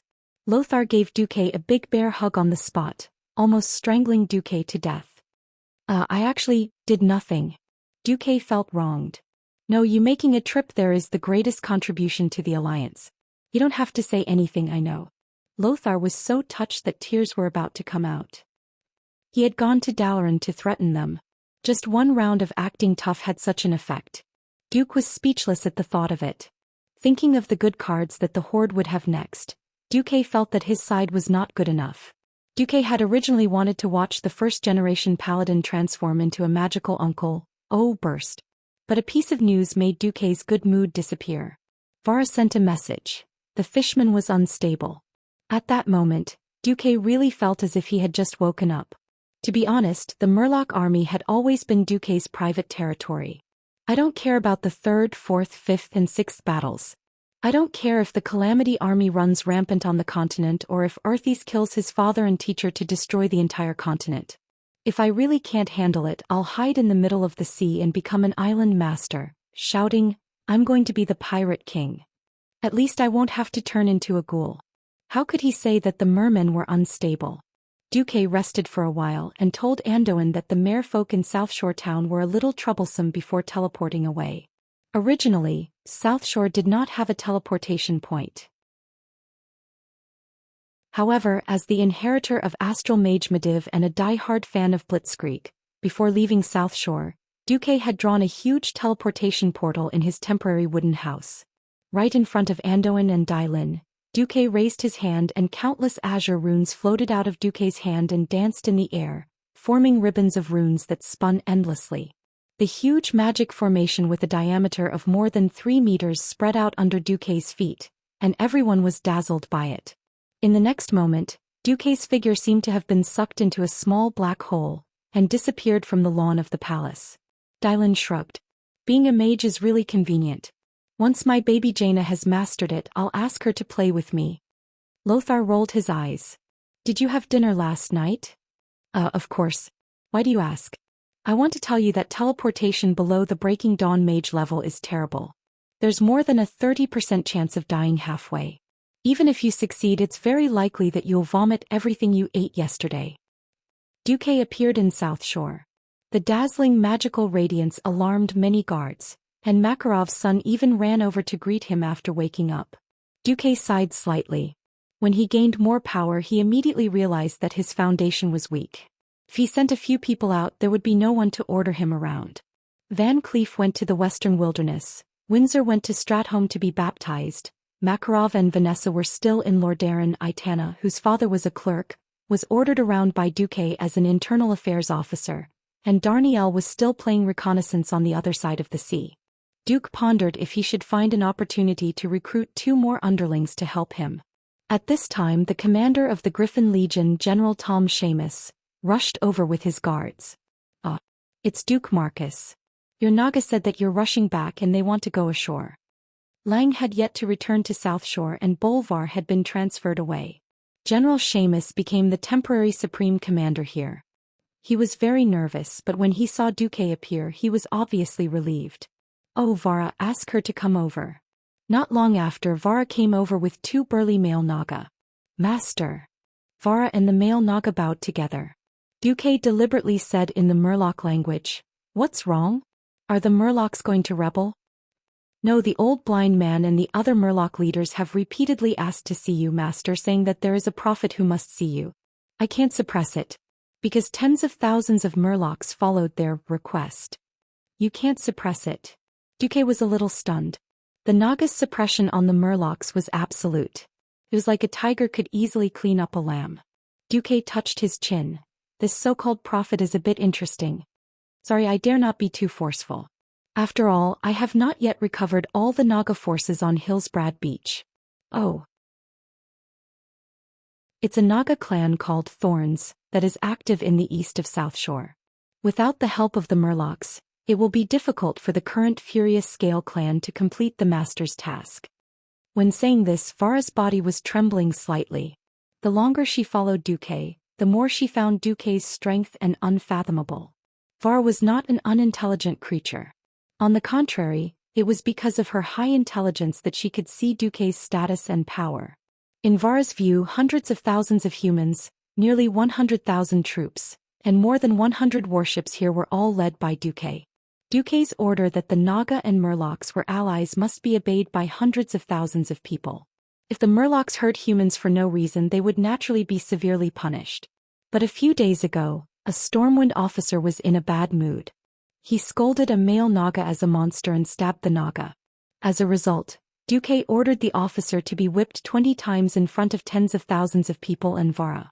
Most humans accepted this, but they could not understand it. Only Vara's loyalty silently rose to full value. In Vara's eyes, Duque was a real human king. Vara bowed. Master, I strongly suggest that we appease the Murlocs first and then deal with the Thorns Nagas. After all, the Thorns Nagas also have a considerable number of Murlocs under their command.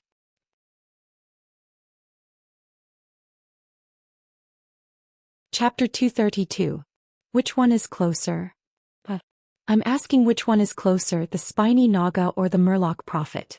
We have to clean them up anyway, so let's go from the closest to the furthest. The Naga Siren priest's heart was suddenly in a mess. She finally realized the gap between her and her master. Her vision was still too low. In her mind, she was thinking about how to use the existing forces to suppress the opponent and expand the territory and the tribe. Her master was thinking about which one was closer. Sure enough, the difference in strength led to a different level of thinking. The spiny Naga is closer. Their leader is called Syphilis. Lead the way, Duque said simply. At this time, seeing Duque rushing back in the middle of the night and leaving with the Naga, Seamus could not calm down. There was no doubt that Duque was important to Stormwind, and now Duque's position was even more important. The deputy commander of the Lordaeron Alliance. This was a big man with independent military power, and a lift of his foot could shake the earth 3 times. It was no exaggeration to say that if something happened to Duque, at least half of Stormwind's dream of restoring the country would be shattered. Sir Marcus, are you leaving the camp? Well, there's something on the Naga side. Please be sure to wait until morning so that I can arrange guards for you. Duque waved his hand. I can't wait. South Shore may become the main target of the Horde's attack within 10 days. I must recover all the Naga and Murlocs here before that. General Seamus resolutely stopped in front of Duque, but he bowed deeply and lowered his head. Sir, please be aware of your status and importance. What you are shouldering now is not just your own dream, but the dream of restoring the country of nearly 1 million Storm citizens. If you insist on leaving at night, please be sure to bring enough guards. Duque was stunned. It's not that exaggerated, just some Murlocs and Naga. I'm an expert in this area. I can't let the heavy infantry of the Griffin Legion run to the beach with me in heavy armor and then swim. General Seamus raised his hand, and Duque found several groups of people nearby were coming. Not only were there guards wearing full leather armor holding short swords, hand crossbows and small round shields, there was also a large group of Marines. If he said that he wasn't prepared, he would be lying. Seamus took out a warrant. His Majesty Rin has ordered that Duke Marcus is an important minister of the country. Before he has enough powerful knights around him, no less than 100 guards are allowed to go out at any time. Duque laughed involuntarily. He almost wanted to reveal the fact that he could be resurrected. However, Duque still accepted it. This is just a relaxing hunt. All right, take your hammers and other blunt weapons and set off. Remember to be gentle when you smash him. I want him alive.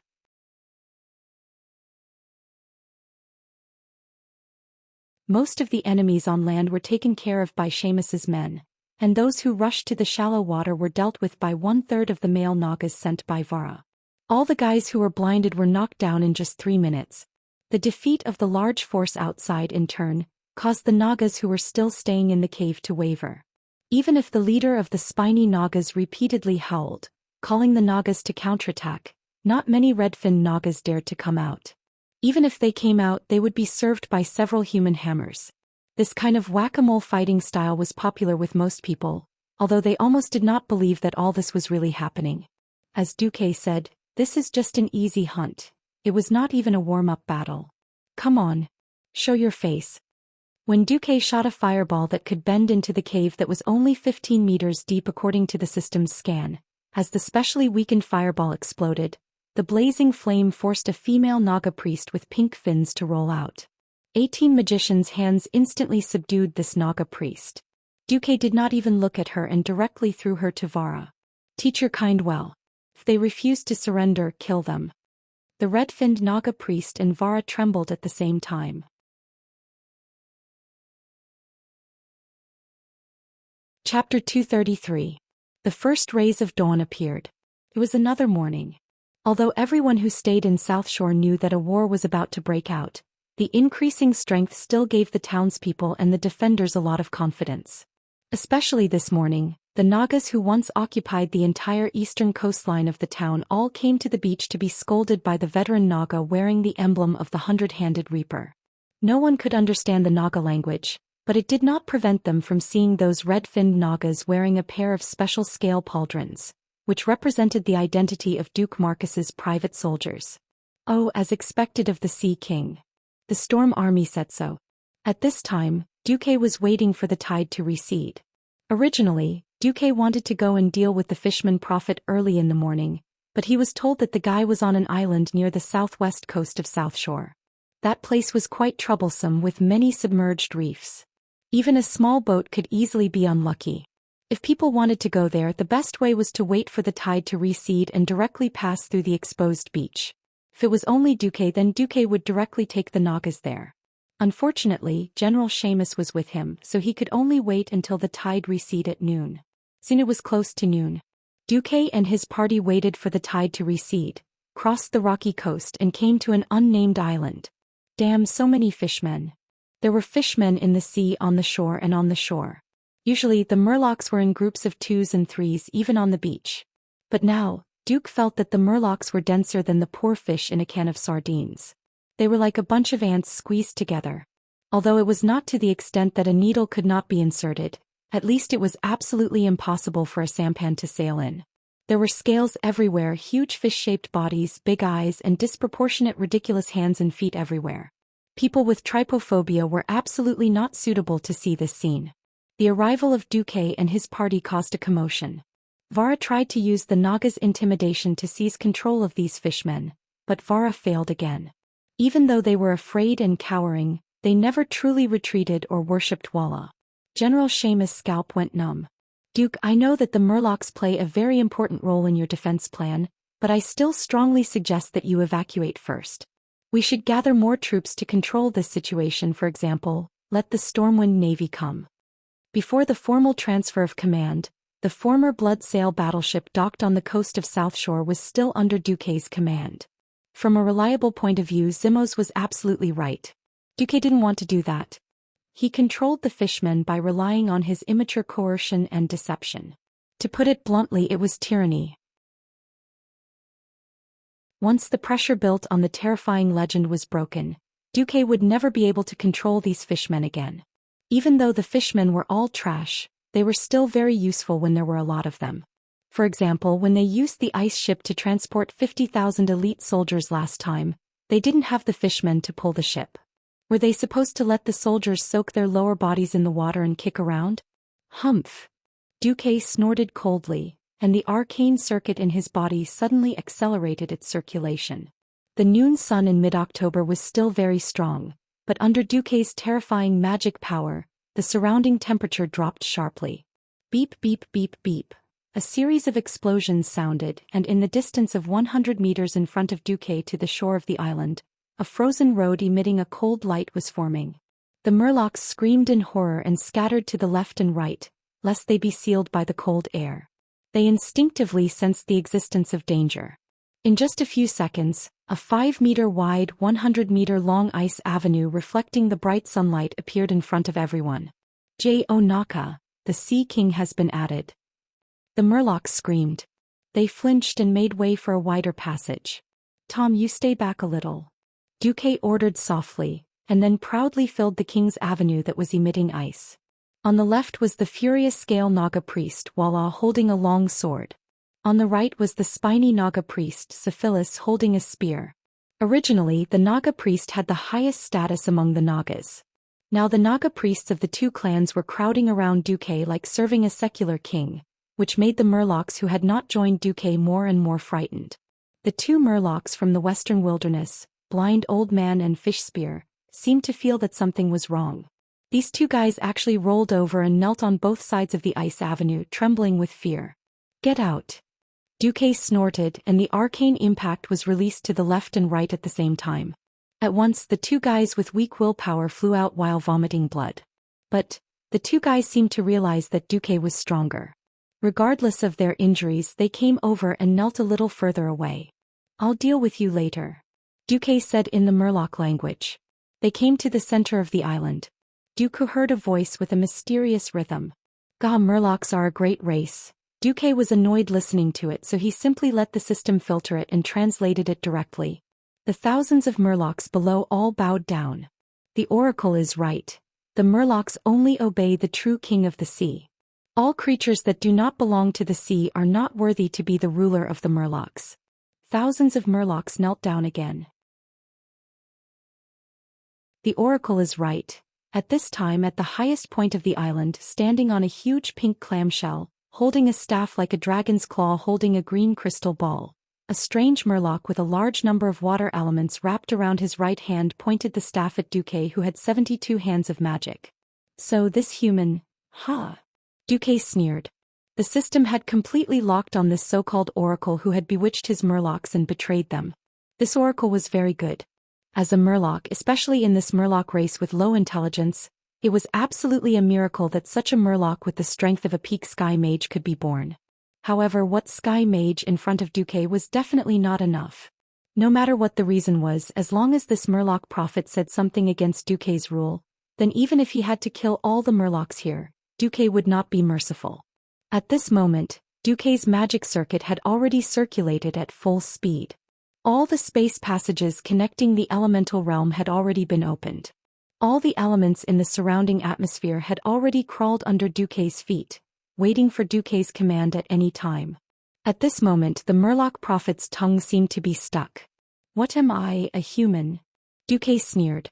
In his eyes, the Murloc prophet was already a dead fish. Suddenly, this Murloc prophet who called himself the Oracle opened his glistening yellow eyes wide and suddenly pointed at Duque. Yes, that's right. He is the Murlocs who appear once in 10,000 years, the one who will lead us to dominate the coast and make the Murlocs even greater. The Murlocs below all knelt down to worship Duque and shouted in unison like a tsunami, "The prophet is right.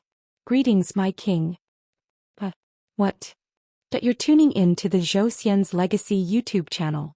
Don't forget to subscribe and join us on this journey to catch the most captivating stories.